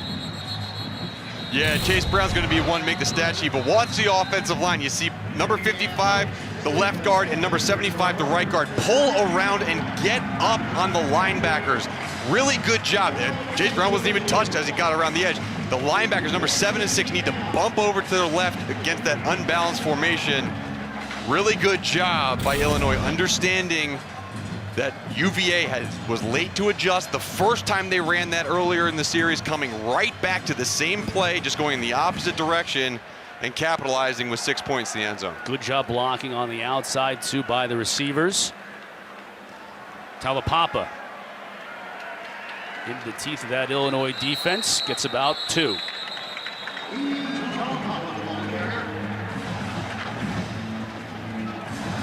The momentum, Chris, of this game has just gone back and forth and back. Obviously, UVA with the fast start, but then after those 2 missed field goals, it gave some life to Illinois, and then it seemed like it swung back to UVA right before half with the 2 sacks, and then this really, really good job answering the call by Brett Bellama's offense. Armstrong out to Starling. Ball's loose. Out of bounds, though. So a good break by Virginia, for Virginia, as Jake Hansen came over and lowered the boom on to meet Starling. Ooh, Jake Hansen. Ball was full. Really good, rangy linebacker. Well, back to the spot. Watch number 35 come in right at the end. He laid a hit on the wide receiver. Really good job of getting the ball out. Talk to the coaches. He's a guy that might not be a starter at the next level, but can absolutely be a 4-core guy on special teams. Free play here. Yeah, free play. Armstrong's going to try and take advantage of it deep. Just could not connect with Rashawn Henry. Taz Nicholson was there in coverage, but there's that eye candy again, and that got Illinois jumpy on the defensive front. It did. It's hard to believe there wasn't contact on the offensive line. Offside. Defense. Number 92. In the neutral zone at the snap. That 5-yard penalty results in a first down. You guys say Gay offside, and the result is going to be first down for Virginia. Yeah, and look, Virginia does a good job of just hanging in there. No offensive linemen were touched, even though 2 defensive linemen jumped off sides. And Armstrong understanding it, that is a catchable ball. That was a really, really good throw by Armstrong. Kind of a breakdown situation. Now it's going to be 1st and 10 again after the penalty.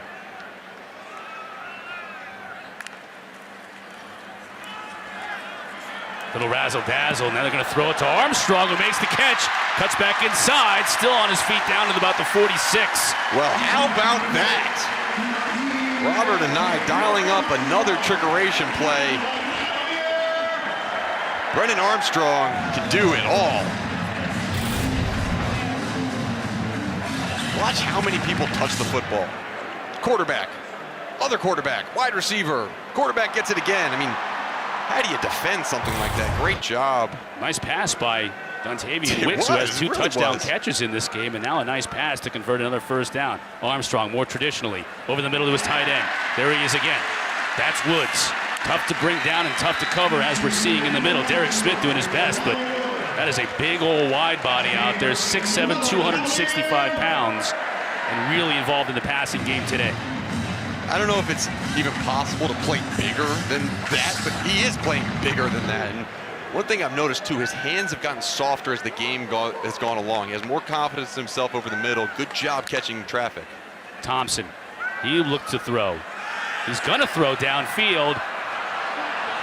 Just a little miscommunication that time. Defended well, Tony Adams covering Jelani Woods, and that's, you get a corner on the tight end, that's advantage to Illinois, isn't it? Yeah, and he was double covered as well. To me, that at that point, this play is broken down. But you just see the versatility. So many guys can throw the ball on this team. They love recruiting quarterbacks and turning them into other things. You saw that right there. First, Dontavian Wicks, and then Keaton Thompson with the ball thrown. 2nd down and 10. Armstrong now looking to his right. Single coverage, but that's a dangerous pass. Flag down, it's incomplete.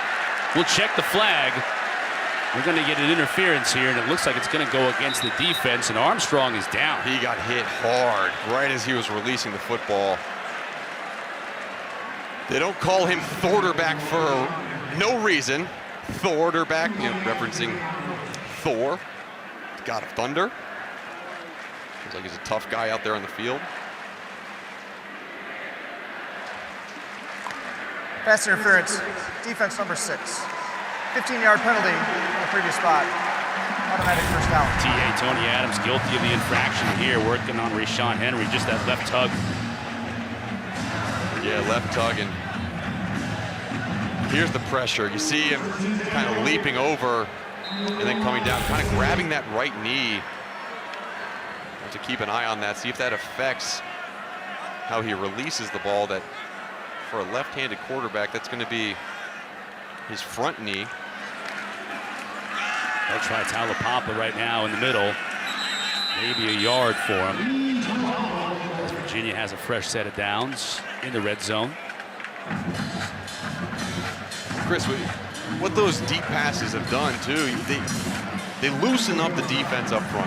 UVA is not going to be a team that's going to run the ball 30 times a game. However, if you can have that deep threat down the field like they've shown, don't call it pass interference on, that's the possibility of opening up some run lanes for Talapapa.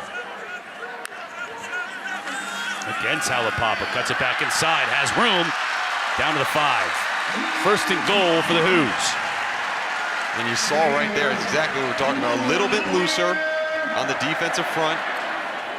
Created a seam, a vertical seam for Talapapa to get through, and he's such a patient runner and understands leverage of defenders that he's able to bring a defender along with him, cut back, use his blockers. Good job on that first down run.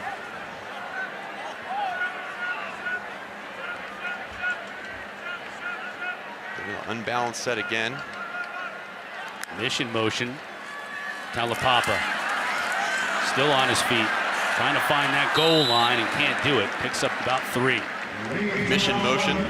Good job, Chris. That's a tongue tie. Karen and Hansen on the stop. You just love watching Jake Hansen play. 3-time captain for this Illinois defense. Heartbeat of this team. This D's got to step up right here, keep UVA out of the end zone as they motion around, shift. Number 0 in the slot, top of your screen. Kemp in motion. They flare it out to him. Talapapa's in front. He scores.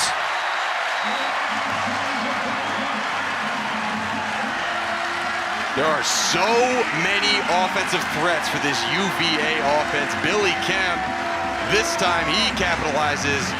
But getting Jelani Woods out there in the slot, a big guy in the slot, a lead blocker that you also have to cover. He's shown his prowess catching the football. This time he gets out in front and paves the way for Billy Kemp to catch the swing and get in the end zone. Wahoo-wah! Virginia scores again. Rayshawn Henry out there blocking on the edge. We've seen it from both teams. Receivers doing their jobs, and Justin Dunkel does his on the PAT. The lead is once again 14 for the Virginia Cavaliers as receiver Billy Kemp scores his first touchdown of the day. Last week, Mike Holland scored on a touchdown. Ronnie Walker scored on a touchdown. When we come back, we'll show you who he was pointing to here. ESPN and Ronnie Walker on the left, who last week scored a touchdown and waved or pointed to Stephanie Garrett on the right. That was his 8th grade teacher, took him to his first college football game. Let's hear from Ronnie Walker.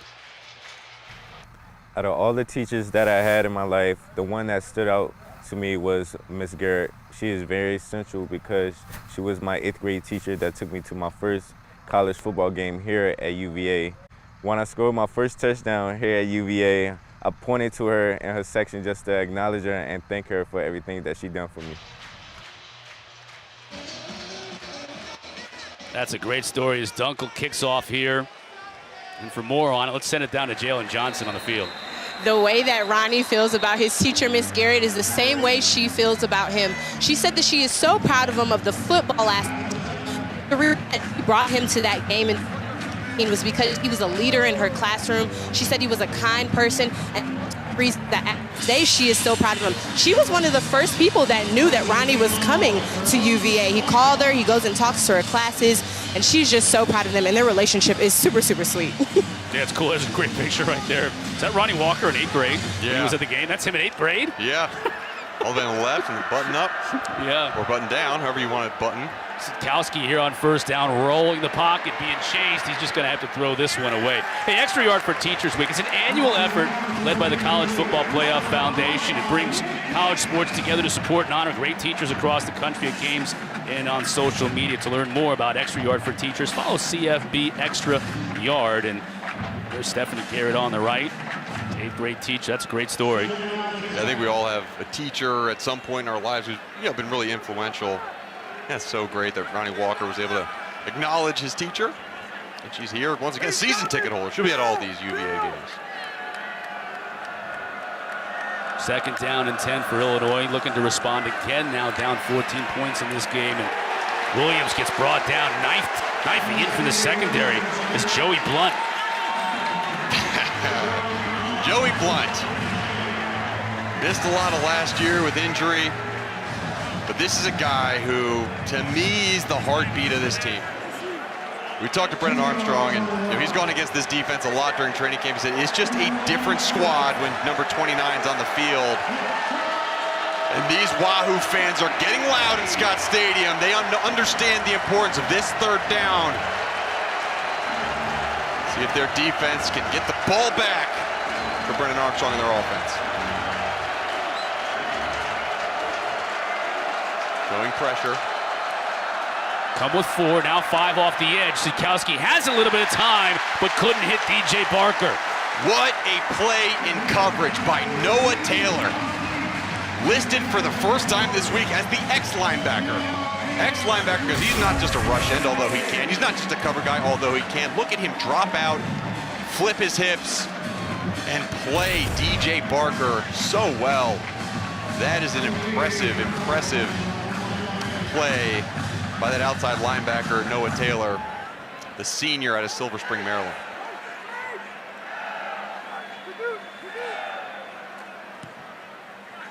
Good kick by Hayes. Kemp with the fair catch at his 26-yard line. Makes the grab after a 47-yard kick from Blake Hayes. The lead is 14, Virginia on top. I'm living me a good life. I wouldn't change it if I could lie. I might take it and I'll see you all night. See 11.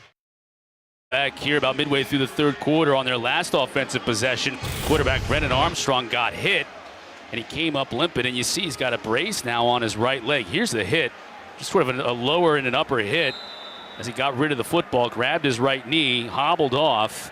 They scored on that possession. Now he's back in there. You see the brace on the right knee, but he's throwing again. Pretty good toss, too. Hooks up with Keaton Thompson for a gain of about 8. So for more on Brennan Armstrong, let's send it down to Jalen.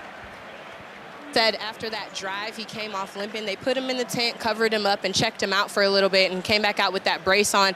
As he was coming to the field, guys were giving him taps on the chest. And as he told us yesterday, he's competitive, so there was no way he was coming out of this one. Yeah, put that brace on and get you back out there. Look at this formation. 3 guys are at that quarterback position. Now Hollins comes out. Armstrong hits him, flaring out of the backfield. It's enough for a first down. Tell you what, I can't decide what Brennan Armstrong's better at. When he's in rhythm, in his drop back and can hit his guys, or when the play breaks down. I mean, he can do both so well, and that's a development this year. He has more confidence standing in the pocket and just throwing the football. He kind of defaulted to running previously. A lot more confidence we've seen in him this year. Another 2-back set. Over the middle, that's Thompson, takes a shot, but he hangs on into Illini territory. And it's plays like that where Keaton Thompson has developed this year. It's a deep crossing route over the middle. Last year, at times, he'd get a little bit too shallow in the way of the linebackers, but he understands the space and leverage. He understands that, look, I got to set up a little bit so I don't run into number 25. Good job coming down with a big catch for a first down. Darrington takes the ball, bangs into his own blocker, stays on his feet, and he picks up maybe 2 yards at best.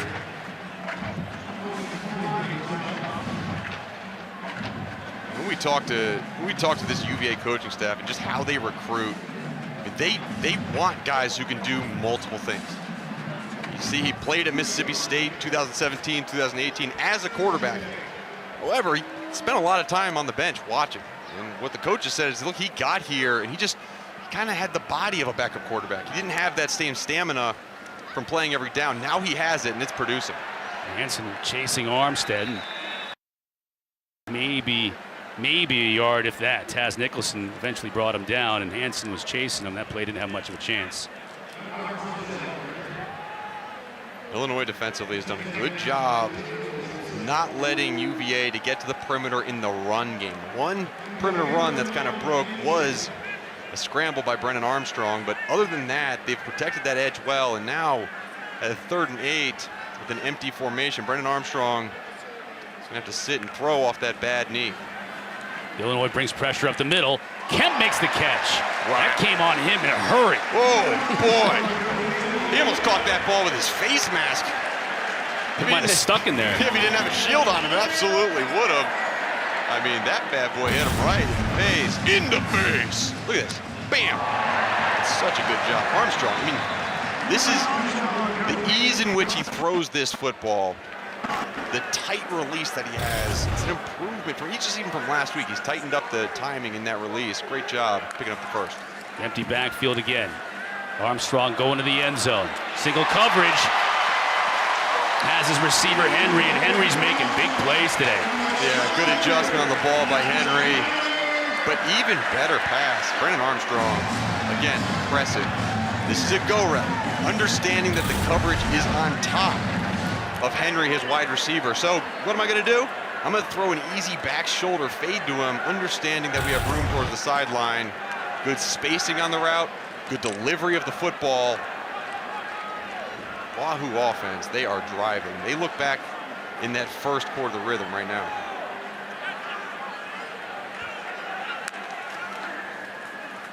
Fake to Talapapa to the end zone. Incomplete. Wicks was going for touchdown number 3 on the day and just couldn't corral it. We gotta look, get another look at that catch. I mean, Tony Adams on the coverage.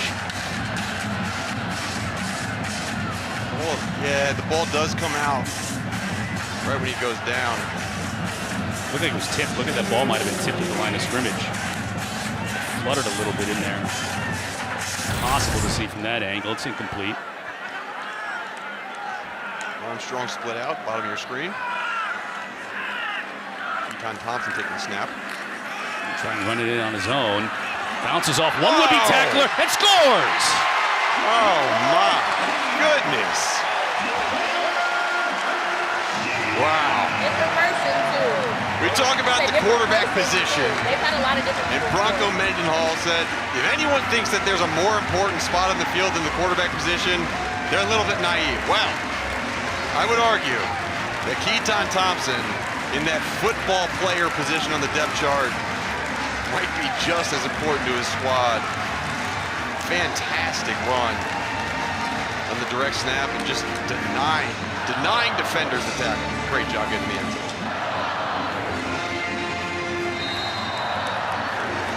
Dunkel's PAT is good. Keaton Thompson 0 for 1 throwing the ball, but doesn't really matter that much. He's got 24 yards rushing. This score give him 68 yards receiving on the day. Right, and that Jake Hansen, I mean, that's an experienced, good linebacker, but you look at the strength. You talked about how he developed his body, put on more muscle.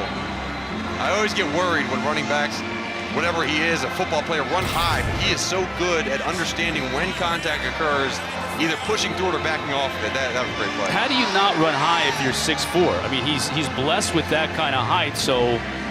No, it's hard. And the thing that he does it well, right? Some guys run high and just expose the whole body. He does run high, however, he is able to kind of Cam Newton-esque, where when he feels the contact, he's able to brace himself and either bounce off or bounce out. He did there. And I'll tell you what, that right there, that's the fourth side. You talk about the fourth side, there's offense, defense, special teams, and then UVA calls their sideline the fourth side. And I'll tell you what, they are loving it like ba-ba-ba-ba-ba. That sideline's jumping.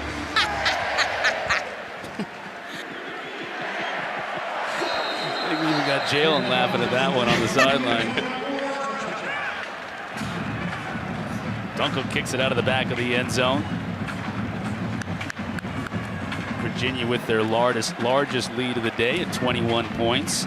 We talked about how Brett Bielema bounced back, down 14 on 2 separate occasions earlier, and a gutsy drive to close the disadvantage to 7 points. But here in the third quarter, a couple of scores by Virginia after Illinois took the opening kickoff here in the second half and drove it right down, had a little bit of momentum. Brennan Armstrong said, I'm going to take this momentum right back. McCray just barrels his way. This kid is just like Clay and some of these other big backs that Bielema's had at Wisconsin over the years. Prototypical, give him 6 yards. Time now for our Aflac trivia question. Name the only Pro Football Hall of Fame player coached by Bronco Mendenhall in his career. A lot of years at BYU before coming here to Virginia. An assistant at places like Louisiana Tech. I think Blinn Junior College maybe, or Snow Junior College, I think, out in Utah. It almost feels like Mendenhall's too young of a coach to have someone in the Pro Football Hall of Fame already. That's why I was thinking maybe his assistant days back a few years. Yeah, it must be. This is one that I don't even dare guess at. 3rd and 1. Josh McCray out, the big running back. Chase Brown in the backfield. This is a zone run look. Sikowski's going to keep it. I don't The know if he entire got team for Virginia there on the tackle, and it looks like, according to the line judge on our side, coming in to spot the ball, he's going to have it. He had to get to the 35. Yeah. You see the line judge's foot right on that 35-yard line. Our referee, Jeff Cervinsky, says plenty of space. Kramer comes up limping a little bit. That's not good for Illinois. He's their leader on that offensive line, the center. UVA defensively did a good job of getting low, but good second effort by Art Sikowski, understanding the importance of that 3rd down and 1.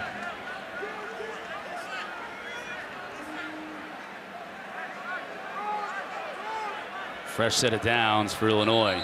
Now we get a flag, and we're going to have Timeout, Illinois. They're first and a half. 30 seconds. going to be a delay of game or maybe a substitution infraction. Too many men breaking the huddle, so Art Sikowski says, I can't snap it, got to call timeout. Yeah, it's a heads-up play. Our broadcast booth is right next to the offensive coordinators for Illinois, and you see that. Come on, Art. You see Bielema's displeasure. We heard their displeasure right next to us. Let's answer the Aflac trivia question. The only Hall of Famer coached by that man right there, Bronco Mendenhall, in his career, the Pro Football Hall of Fame. I think we're going to have to go back a few years and see what the answer is, because I don't know. I have no idea. Brian Urlacher. Amazing. See when he was at New Mexico. That's right. There it is. From one linebacker, Bronco Mendenhall, former linebacker, to another, one of the all-time greats, Brian Urlacher. I mean, he really redefined the way you play cover 2 defense, just the ability of a big linebacker to play that middle of the field so well. He was kind of a football player at New Mexico. Yeah. I think he punted. He did like a bunch of things down there because he was just the best athlete by far on the field. Yeah, it's crazy. There was a lot of games where he was still the best athlete on the field. After the timeout, Brown bounces it outside. Tries to utilize a block and does a nice job getting right to the sticks. Joey Blunt was able to bring him down, but that's close to another first down. Chase Brown is showing why he was 3rd team All-Big Ten last year. Yeah, you see the patience in his running style, understanding that if he gives a little bit of a step, a little bit of a shoulder twitch inside, you can possibly get those corners trapped. He's done a good job a couple times getting to the edge. Let's see what our officials are discussing here. After the play was over, unsportsmanlike conduct, offense number 2. 15-yard Now penalty. that's something that you can't have from your All-Big Ten running back. Unsportsmanlike call, so after you have a nice run, you pick up a first down, then you go back. You get the first down, but you go back 15 yards. Yeah, and he understands it right now, and you get into the game, you get fired up, you feel like you got a good play. Who knows what was said? Nothing visible really occurred, but it had to be probably something that was voiced. And okay, so he goes down, takes a little bit of a hit. Yeah, something was said right there, right in front of the side judge. You've been in these games before. A lot of things are said.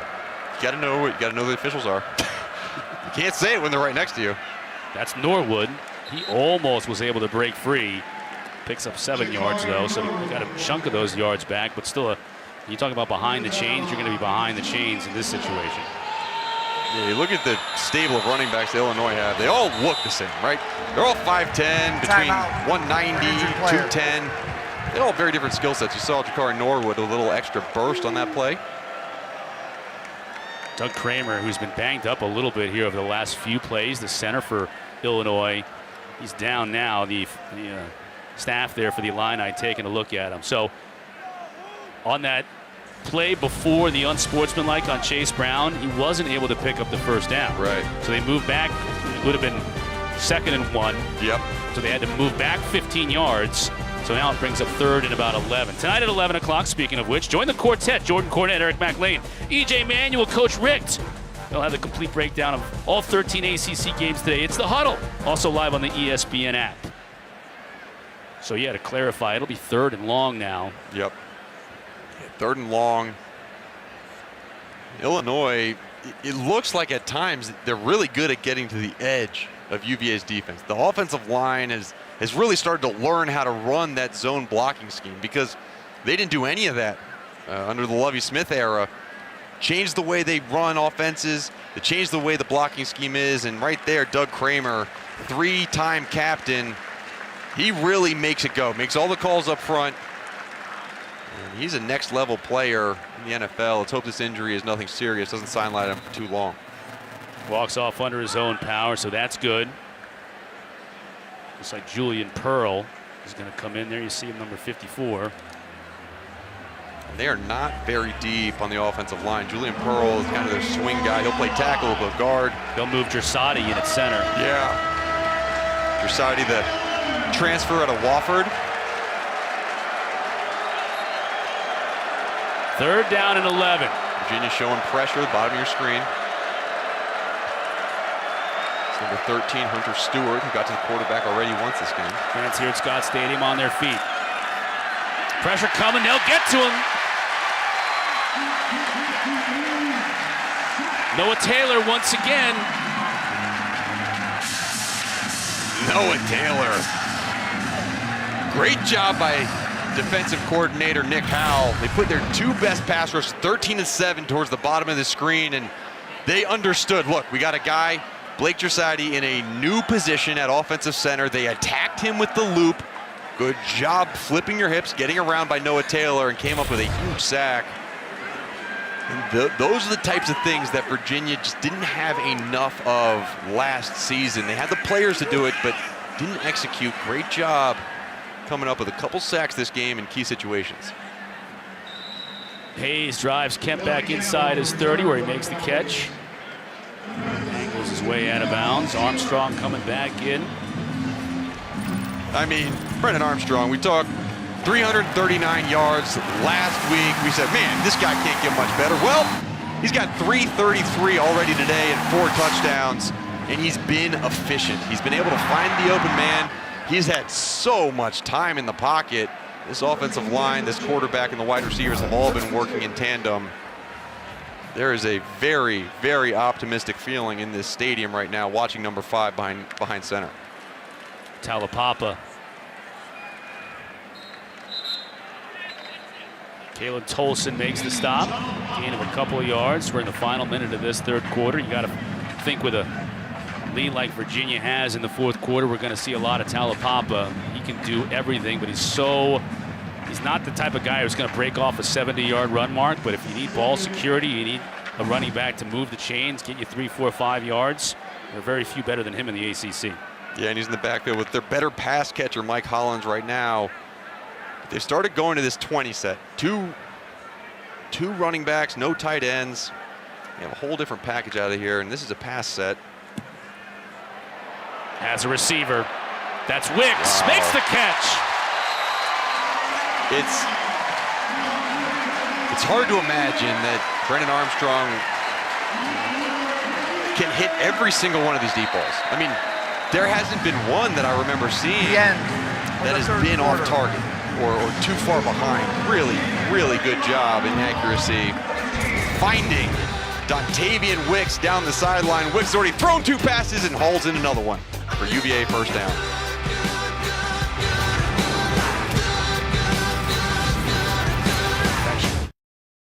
Quarter here at Scott Stadium. Virginia up 35-14 and moving the ball once again. The fake to Talapapa. Armstrong to throw. Has time. Hits Kemp. Watch out. Boy, Kemp just avoided a big hit. Witherspoon brings him down, but Tariq Barnes was eyeing a leveling hit. And I mean, Billy Kemp, 5'9", 175 pounds. He avoids those hits because he's so small. Yeah, and he's slippery. You see him adjusting his shoulder pads. I could take that hit. That was going to be a licking that Tariq Barnes is going to put on him. A good job. Again, just so much time back there. No pass rush at all from Illinois. Talapapa tries to spin inside. Still on his feet. That's a good run to pick up what he can. And still on his feet. Ooh, ball out. Now the ball came out. Hansen comes out of there with it. The whistle didn't blow. And they're saying it's a turnover. Yes, it is. Fumble recovered by the Illini and Jake Hansen. So while Talapapa was giving effort number 3 and 4, First down and 10. the ball was stripped. And let's take a look at the replay. Just as I say Talapapa is the ball security option in the fourth quarter, he puts the ball on the carpet. He's on a... The ruling on the And field. look, it's Hansen is under further who review. feels him still up and rips the ball out. Hansen has 10, now 11 career forced fumbles. He's on top of Barnes, so he hasn't hit the ground yet. Yeah. And then the ball comes out, and the ruling on the field is a fumble recovered by Illinois, so you're going to have to see more than that to change it. I don't know if we see enough. We'll get the final call when we come back.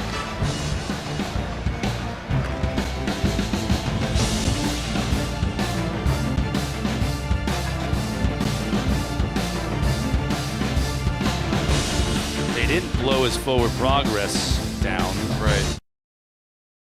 Early fourth quarter here, Wayne Talapapa fumbled on that last play. It was reviewed.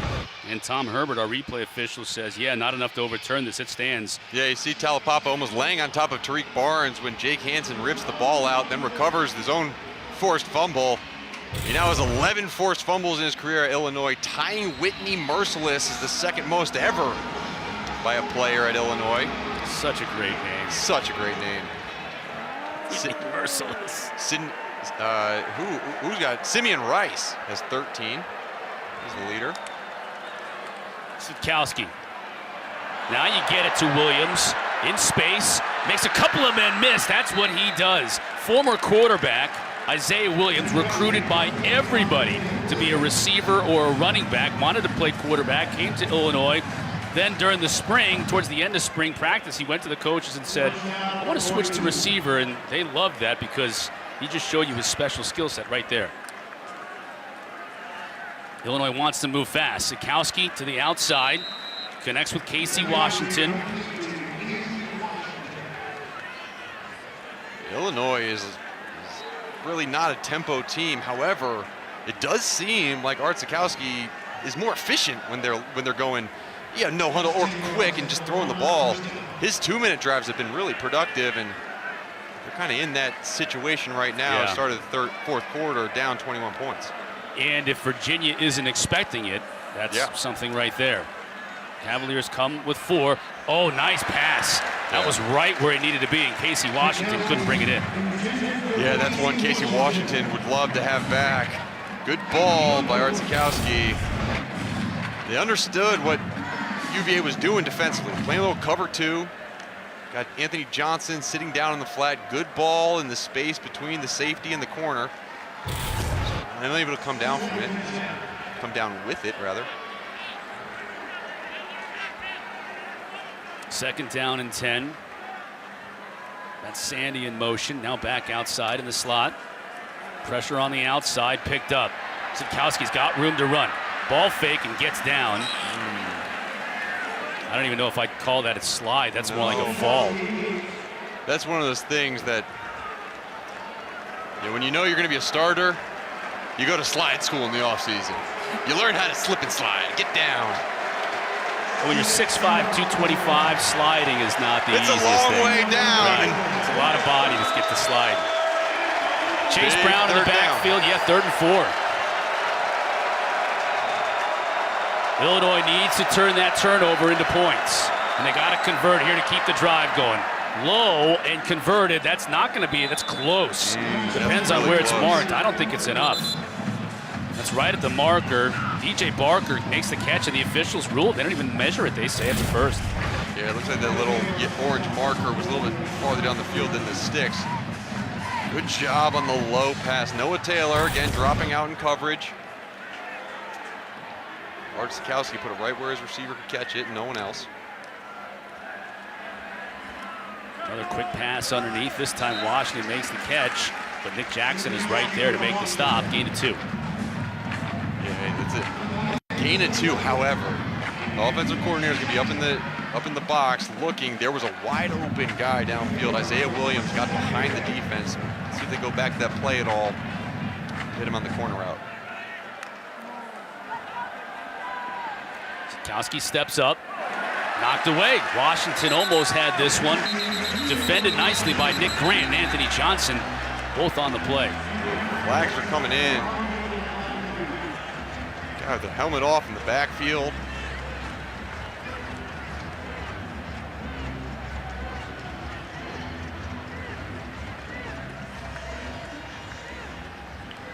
After the play was over, unsportsmanlike conduct, defense number 94. That's his first of the ball game. That 15-yard penalty includes an automatic first down. Junior out of Honolulu, guilty of the infraction. That's a big one. Yeah, that is a big one. Giving Illinois more opportunities. Let's see this ball. Good job by Nick Grant making contact, and then right there at the end of the play, it looks like number 72, Jack Badavayak, is laying on top of into the end zone. Defender. Batted away. I thought Nick Grant might have had a play on that. That was a dangerous pass. Sikowski dumped on the play, and the official having a word with Mandy Alonso, although no flag down. Oh, man. Well, Nick Grant, good break on the football. If Art Sikowski had seen his receiver just a little bit sooner, right there, that's where he would have been wide open. Nick Grant, good adjustment on the football. Hit on Mandy Alonso. Tell you what, NFL these days, that would be called roughing the passer, driving him into the ground. Nonetheless, UVA brings pressure. Sikowski underneath. That one is incomplete.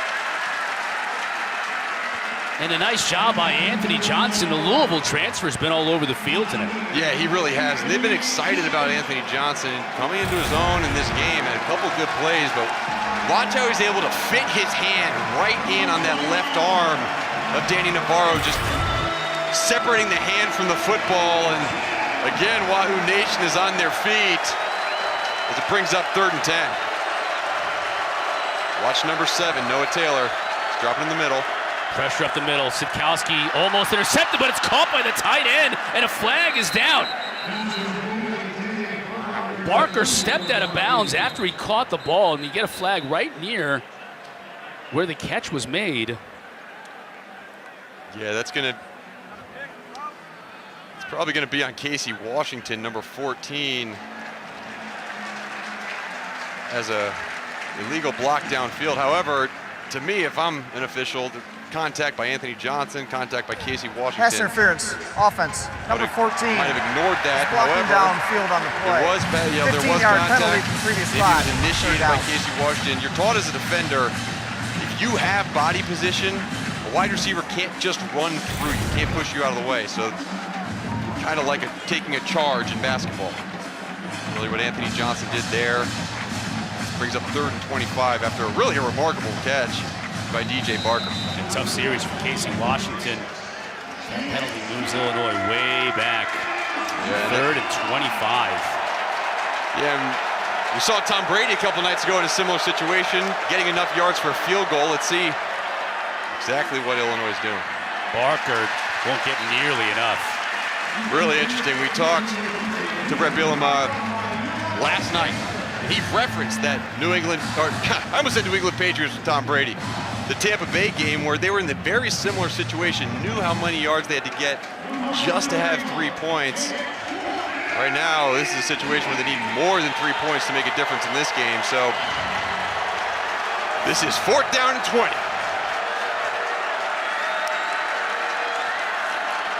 Pressure coming, chasing Sitkowski, gets away from it. Now he'll look downfield and can't connect with his receiver, Williams.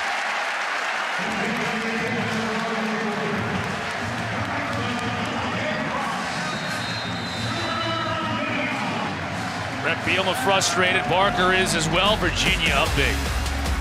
Full media, timeout. ACC Network Football is presented by the Eat Fresh Refresh at Subway. 20th anniversary of 9/11 today. You saw the F-22s, the flyover. Our spotter, Evans Boston, his brother Brendan flies F-22s. Thank you for your service, Brendan. Lieutenant General Chuck Peedy at the coin toss today. Saw the flag unfurling by men and women of our armed services. The band, a beautiful rendition of the Star-Spangled Banner, and choir here at Virginia. Beautiful day for football, and a beautiful day to remember those who lost their lives on 9/11, unless we never forget. Wayne Talapapa up the middle, gain of about 9 yards on first down. He'll look for retribution on this drive after putting the ball on the carpet on the last one. Yeah, how about that mindset, too, of Bronco Mendenhall? Understanding the leadership that Talapapa brings to the team. He fumbled that last time he touched the ball. Let's give it right back to him. Let everybody know that he's still got confidence in his senior captain out there.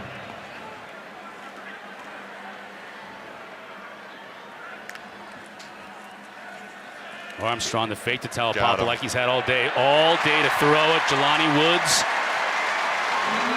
Got him. This is Jelani Woods coming out party today. Absolutely. I mean, anytime you get man-to-man with a size mismatch just like that, watch, you got number 45 trying to cover the 6'7", 270-pound tight end, and you see the speed. It's not just physicality. But Jelani Woods able to break away, create separation, makes an easy throw for his quarterback. 5 catches, 122 yards, and a touchdown. Now fake to Ronnie Walker. Again, all day to throw it as a receiver over the middle. Look at Thompson going up to get it. Down to the 1-yard line. Could have been intercepted. It is intercepted. Wow, what a play. Kirby Joseph took it away from Thompson. Wow. Yeah, Brandon Armstrong's limping a little bit on that right knee, but man, that ball was in the hands of Keaton Thompson. Ruling on the field is an interception. Just stolen away 1 yard line. by Kirby First down Joseph. and 10, See here, the Illinois. ball comes in. And there it's bouncing around, and Kirby Joseph with that right arm is able to haul it in. Fantastic play of playing the receiver's hands, going up with the football and coming down. Review. Almost a remarkable catch by Keaton Thompson. Instead, it's Joseph with the pick, the Illini ball.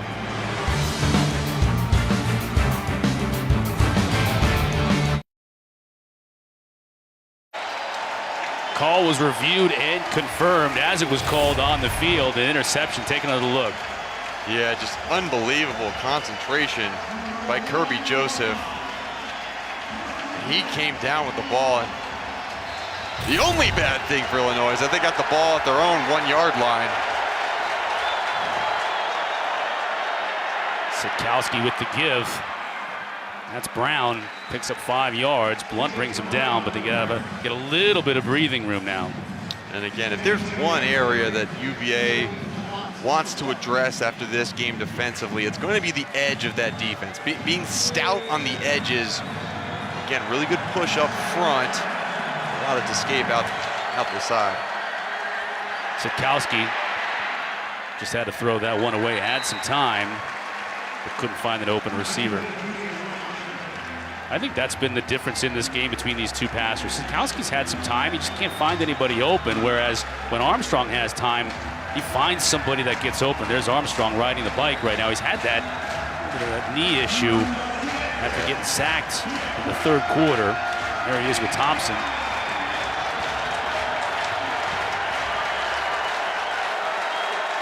Now a 3rd and 5 for Sitkowski. Virginia shows pressure up the middle. Here they come. Gets it to Williams, but they can't connect. And you talked about the coverage on the back end, Chris. Even though there might be time, even though that blitz was picked up well, Virginia's defensive backfield has been all over the wide receivers of Illinois. really good job. That's Devontae Cross playing in that nickel cornerback position. Really good job of playing the ball in the air. And when we talk about coverage ability from the secondary, both safeties that UVA is starting, both started out as corners here at UVA. So they understand leverage, they understand man-to-man coverage skills, and allows UVA to do a bunch of different things defensively and pressure up front. Kemp from his 50. Dancing around, nowhere to go, out of bounds at the 47. Words are exchanged. Flags remain in pockets. Armstrong's had a good day. 26 of 35, 402 yards and 4 touchdowns. Does have just that one pick.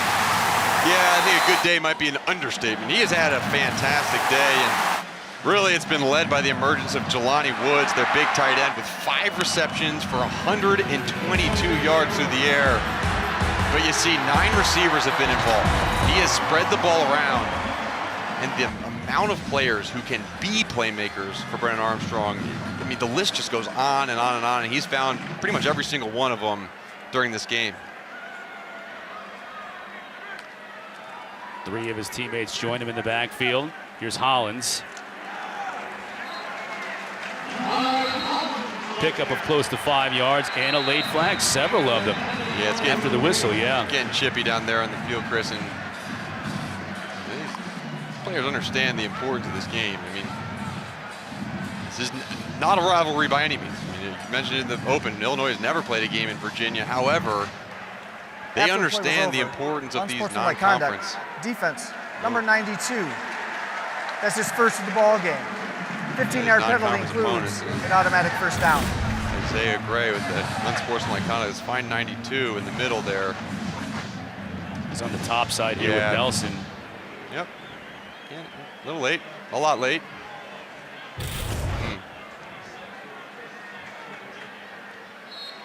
Tack on 15 yards. And Virginia is once again knocking on the door. Hollins and Mish in the backfield. Armstrong all kinds of time. Up into the air. That one's going to be intercepted. Witherspoon picks it off. He comes the other way. That's Martin, rather, not Witherspoon, but this one's got to be coming back with the flag right at the point of attack there. And another flag, too. 2 flags on the field. Lots of laundry being thrown all over the place here at Scott Stadium these last few plays. We had a very clean game in the first half and not as much here in the second.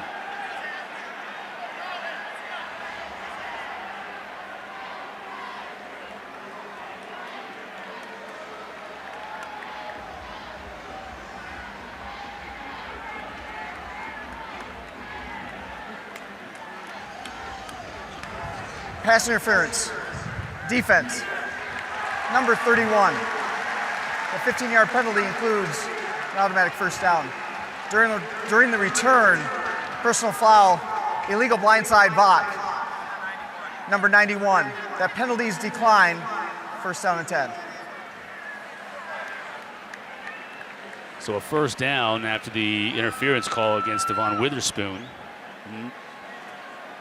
Yeah, nullifying the interception. Right, and it wasn't that front hand that made contact with the ball. You saw where the flag came in. It came from the back judge, so the block in the black it was that right arm that got. Therefore, the penalty is declined. First down and 10, Virginia. Penalty declined. Just reiterating that. It was that right arm that kind of hooked behind the wide receiver.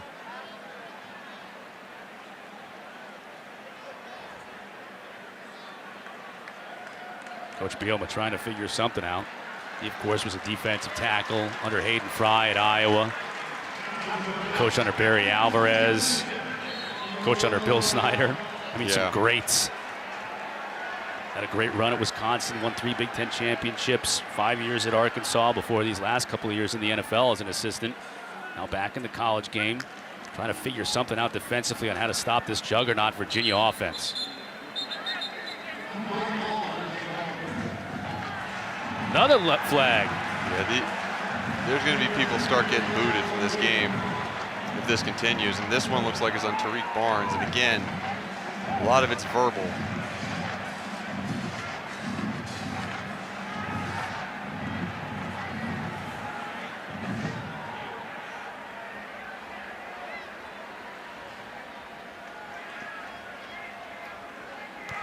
after the play was over. Unsportsmanlike conduct. Defense number 44. That's his first of the ball game. The penalty being forced half the distance to the goal line and include an automatic first down. Demonstrating an uppercut. Let's hope that didn't happen. See 44 right in the back. Oh, there's a smush. Yep. Head right to the back of Mike Holland's head. And you see the emotion that Tariq Barnes is showing. Younger player, sophomore out of Memphis, Tennessee. Been playing really well, led the team in tackles last week. Can't do that. Talapapa falls forward now for about a yard.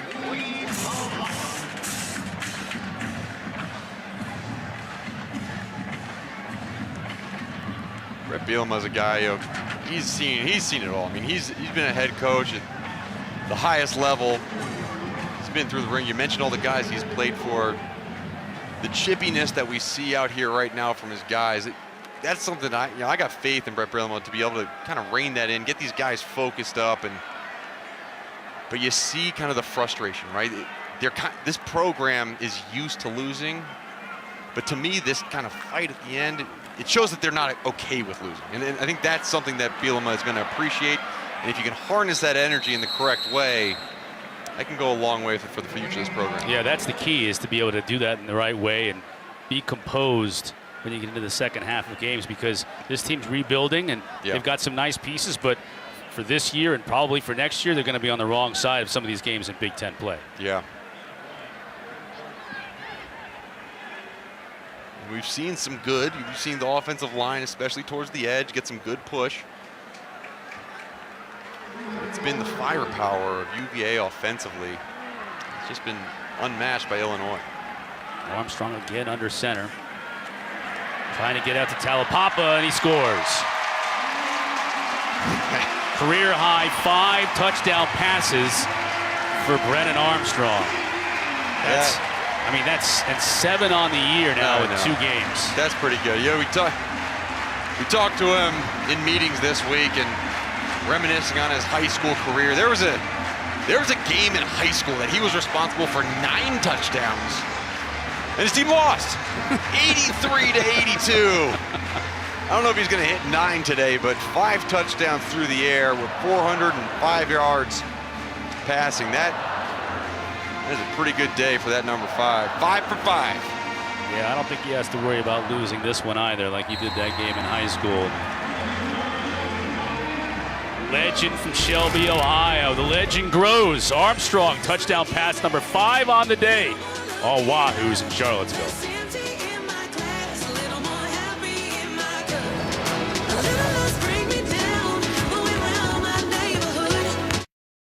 Quick program update for those looking for Rutgers and Syracuse kicking off at 2 p.m. That game will begin on ACCN-X, and upon the conclusion of Illinois and Virginia, that Rutgers-Syracuse game will then move over to ACC Network. Back to you, Cotter and Hurst.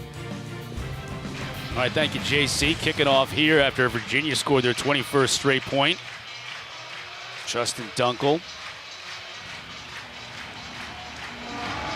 Fans who woke up early today to come down here to Scott Stadium enjoyed a treat as Virginia got up 14-0 early in this game and never looked back. The offense just so strong, and it brings us to our Sport Clips MVP of the game. It's that man right there, Brennan Armstrong. Yeah, look at this day. Look at that. I mean, if we just showed you those numbers, he was obviously going to be the MVP of the game. And just a great job all day of managing the game, but also targeting downfield. He spread the ball around, got 9 different receivers involved so far in this game, 10 actually now, and was able to put the ball in the hands of his big tight end. And with Jelani Woods' development and his threat inside the hashes, it really opens it up on the outside for the kind of the smaller guys in terms of Kemp and the other guys they got on the receiving corps. Really great job by Armstrong. McCray, the big freshman back taking it for Illinois. You look at the schedule coming up for Virginia. You know, I was just thinking, what's he going to do when he plays a really good defense? But I feel like that schedule can be had. I mean, he's going to have some roadblocks along the way, but nothing that really jumps out at me that's going to be exceptionally tough. No Clemson, no Alabama on that schedule, no defense like that. Yeah, it's always a tough draw when you get an Alabama or Clemson on your schedule, but I mean, I think that we don't really know what North Carolina is like right now after that loss to Virginia Tech. We don't really know what Miami's like. They played Alabama, but we've kind of seen Louisville. We've seen Duke has got some promise a little bit in the backfield, Mateo Durant. However, it really gets down to that last month, those last 4 games where UVA is going to be tested, starting with BYU, Bronco Mendenhall's alma mater.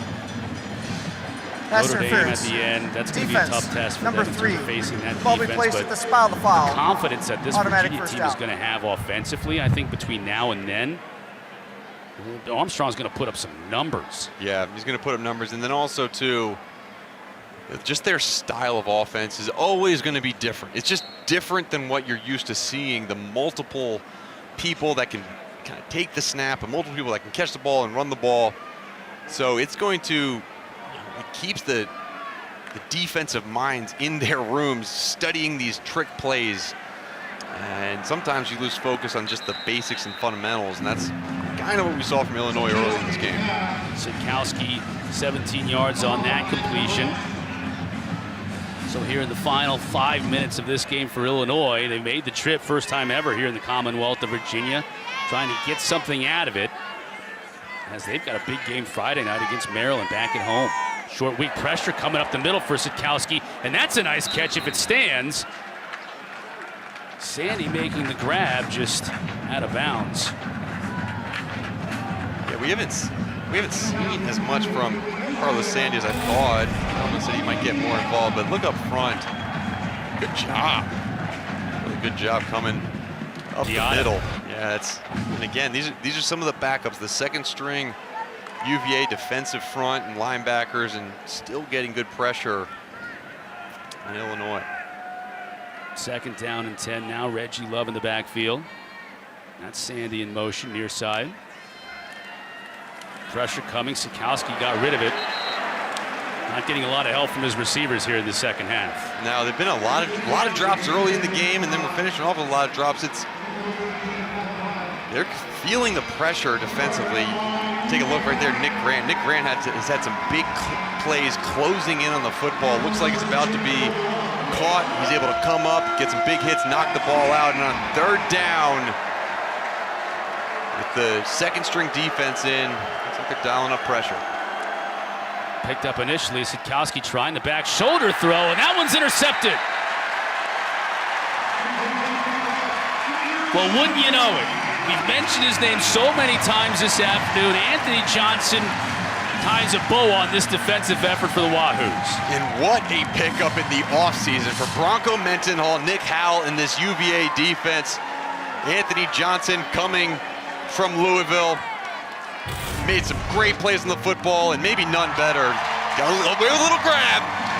But good job of finding the football, getting his head around, and ripping the ball away from Donnie Navarro. Great job.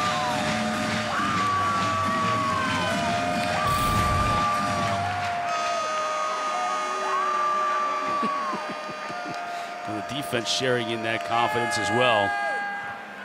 Now we get Ira Armstead at that quarterback spot, football player. He's going to be tracked down for a loss of 6. This is the second game in a row that Ira Armstead has gotten some good opportunities at the end of the game. Last week, more on the running side. This week, obviously, that was maybe more of a design pass, but he tucked it down and ran. Mendenhall and Robert and I would love to see him sit back in the pocket, deliver a pass, keep it out of harm's way.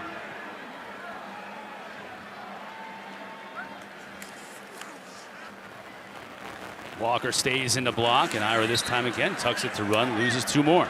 And that's something he's going to develop. I mean, you talk about Brennan Armstrong and the amount of time he had. Right there, there's a clock in the quarterback's head. We talk about it all the time, but Ira Armstead, he was back there. The clock hit 0. However, he still had time. So at that point, you gain your composure as a young player and continue letting the routes develop downfield. And that'll come, but it is a product of having a really good offensive line protecting him now. 3rd and very long.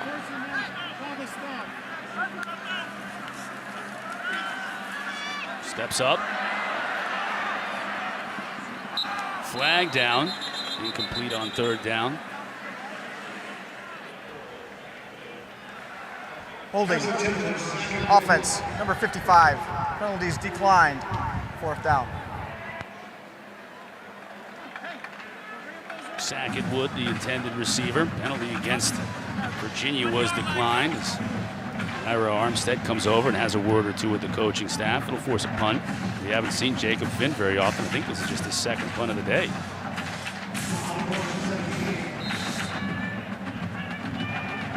Donnie Navarro back to receive it, standing on his own 35.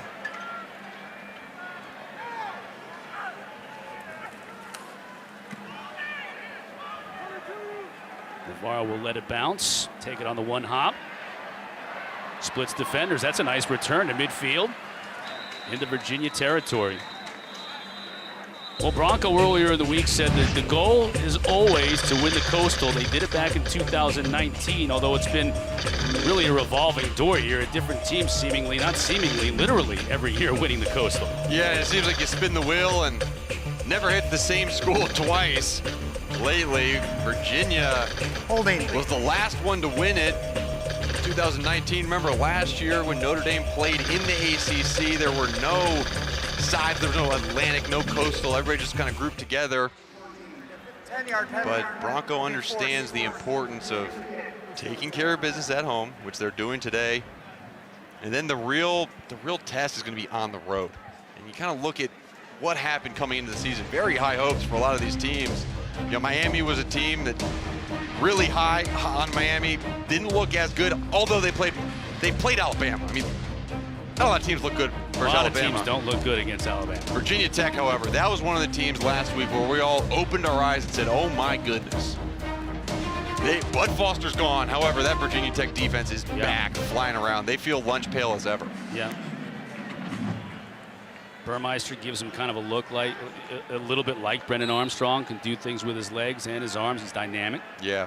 So that's a team to look out for. So it's not just Miami, North Carolina, and everybody else. I think, Mark, the takeaway after week 1, and you could even say fumble, and Virginia picks it up. Got a flag on the play, but on the fumble, Virginia is able to get the turnover. To finish my thought on that, I think after week 1 and what we've seen here so far in week 2 with Virginia, there are a lot of other teams that are going to have a say in this Coastal Division before it's all said and done. Offense. 2 minutes. Yeah, that'll be declined. Number 63, number 54. Penalties declined. Chris, Result of the play was a fumble recovered by the defense. Talk about 1st down and 10, Virginia. Talk about Virginia football. I mean, you come to the state of Virginia and play football right now in the ACC. I mean, you got some tough schools to play against. Good job. Again, I mean, the fact that Nick Grant, the senior, the 6th-year senior, the super senior, is still in the game, making plays just like that.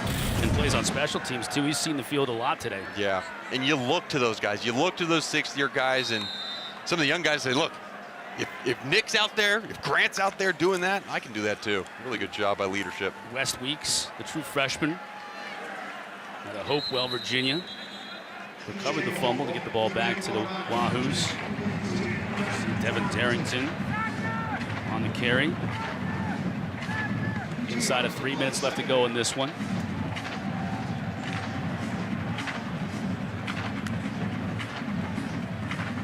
Students over on the berm over here by the end zone have already decided they've had enough. Catching a little bit of a late lunch. Maybe a late liquid lunch. Walker moves the pile about 3 yards.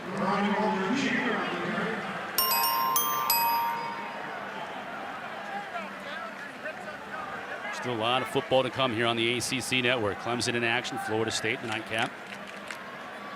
It's kind of fun having that 11 o'clock start. You get a bunch of games after it to follow. 4 games on the ACC network. Rutgers and Syracuse right now on ACC Network Extra. Minute 47 away from ending this one, and we'll take you right to that one in the Carrier Dome. That's Woolfolk trying to connect with his receiver on the outside. Jay Woolfolk. Good He did. catch. Luke Wentz makes the catch. This one might be reviewed. As Jay Woolfolk, now the freshman out of Chesterfield, Virginia, getting some play. Looked initially like the ball hit the turf. Oh, it did, yeah. Good job acting, though.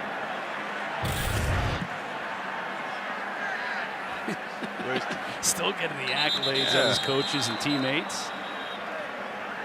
And now they get the head rolls. Oh, The ruling on the man. field was a completed catch. That play is under further review.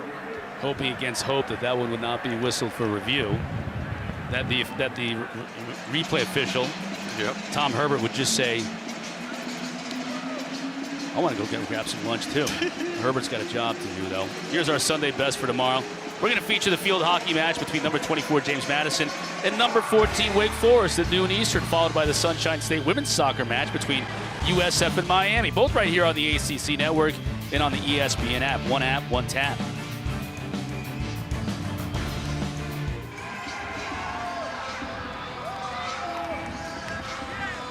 That dude ain't leaving early. He got all dressed up for the day. And Little John turned down for what? He's not turning down. The guy's turned all the way up. Mentioned Illinois playing Maryland in a Friday night game. So a short week, prep week for Brett Bielema. Let's take a look at who they've got coming up. Already got that one Big Ten win under their belt with Nebraska to start the season, so that's big. Yeah, you start getting into the Big Ten schedule now. Maryland, Purdue. They got some ornery defenses coming up. Wisconsin, Penn State, Minnesota, Iowa. We saw what Iowa and Iowa State today. That's going to be big. It's going to be big. But that defense, Iowa's defense is nasty. They are. And Penn State, to me, one of the most improved teams in college football this year. They're very dangerous in that Big Ten. That red zone defense in that game against Wisconsin. Oh, man. They were. How does Wisconsin not find a way to put the ball in the end zone? The field has changed. It is an incomplete pass. As we suspected. The ball will be placed back at the 39-yard line, where it'll be 4th down and 4.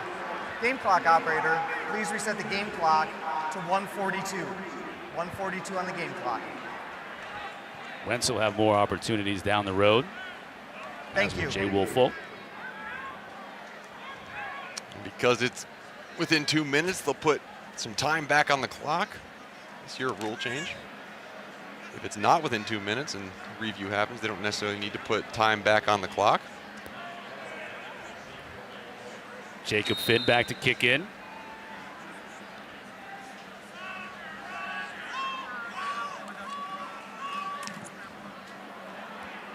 Driving punt. Navarro back all the way to his 10. Just picks up what he can, about 10 yards on the return. Syracuse in action right now, as I mentioned, on ACC Network Extra.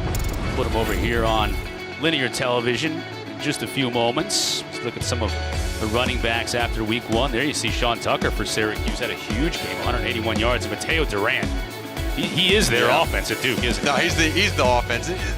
They were able to throw the ball a little bit last night. We saw them stretch the ball downfield better than they did last year, but you look at the running backs in the ACC and continually, year in and year out, they're very productive. And you see the two, Persons and Knight for NC State. Those guys, I mean, they pack a 1-2 punch, similarly to what UNC had last year with their two all-stars in the backfield. The interesting thing about NC State is they didn't run the ball very well last year, you know, and yet you've got those two backs, and they're off to a really good start this year, being a lot more balanced offensively.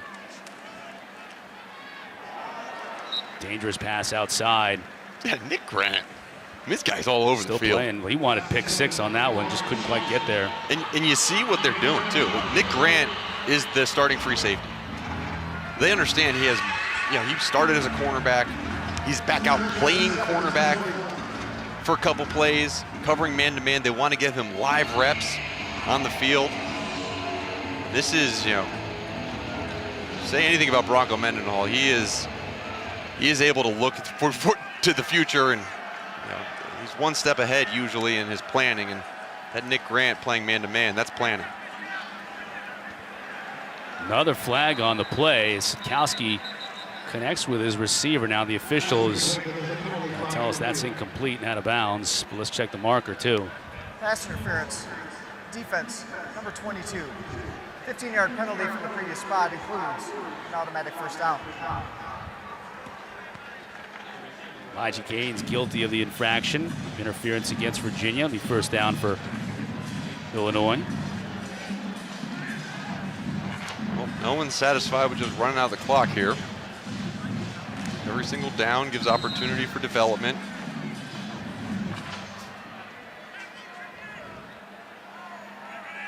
Bielma said it too, even the offensive line learning how to block under his offensive scheme. So to your point, Mark, every single down is another rep learning to get better.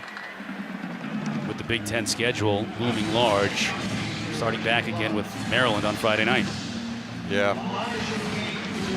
When you look at Art Sikowski, not a spectacular numbers tonight, but he's filled in well. And Brennan Peters, who was a starter week 1, he got cleared to practice and still a little tender on his shoulder, got an AC joint sprain.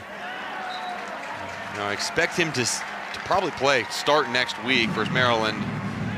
Has a little bit more of an NFL arm, but I think what Brett Bielema told us is like, look, I just feel more comfortable now that I understand what I have as a backup. Don't need to force Brennan Peters back in this game. Probably wouldn't have made much of a difference in this one anyways, but you have options as you go forward. Yeah, Peters did dress today. He made the trip and he dressed.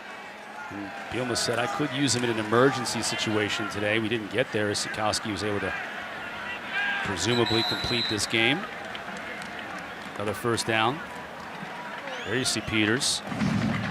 Seems like he's been around forever too, doesn't it? Yeah. Started his career at Michigan, transferred here, and he's been here for a while now. Sikowski moving quickly, receiver open. That could be 6. Got a flag, another flag on the field. That is Delvon Campbell on the reception. He's getting some good playing time here in this fourth quarter.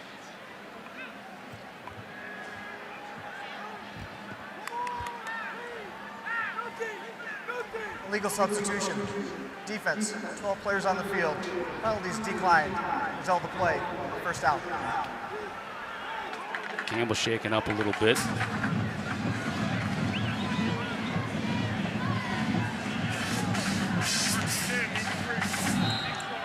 Two timeouts on the board for Illinois if they choose to use them.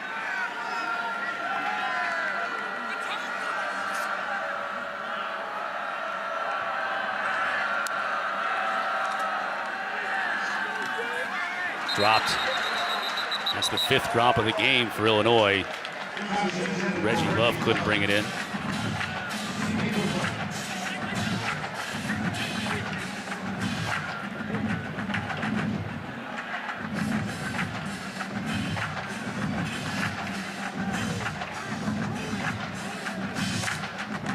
There were points in this game where Illinois got that momentum swing their way.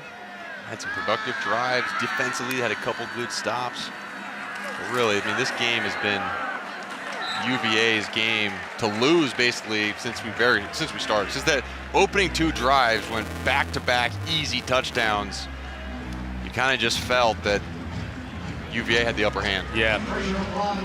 As we've said before, too, a couple of gutty drives by Illinois to close down 14-point deficits to 7, including the opening drive here in the second half, where it was just a 7-point game after Illinois scored, and you thought they had the momentum, but then Brennan Armstrong just took the game over. 21 straight points for Virginia, and it was all she wrote. Yeah, and you got to imagine, unless someone has a ridiculous day later on, I mean, Jelani Woods has got to be tight end of the week. I mean, he had an absolutely fantastic day at that tight end position. 5 receptions, 122 yards, touchdown. He's averaging 24.5 yards per catch. He was banged up. Tight end. Last week he was banged up a little bit against William and Mary. He cramped up and had to leave. He didn't play the whole game. There you see him, just a massive human being, and displayed quickness, speed, and hands today too to go along with that frame. 4th down for Illinois. Sikowski into the end zone, overshoots his intended receiver. And Bronco Mendenhall with his hands raised up in the air. Brennan Armstrong looking on. You know, what goes through your mind after you put up such a day? And you know, he's going to be one to, I'm sure, his work ethic, he's going to get in that training room, make sure that knee's okay. And there's a feeling. There's just a feeling around this stadium. They got their quarterback, they got their coach, and they got their team this year.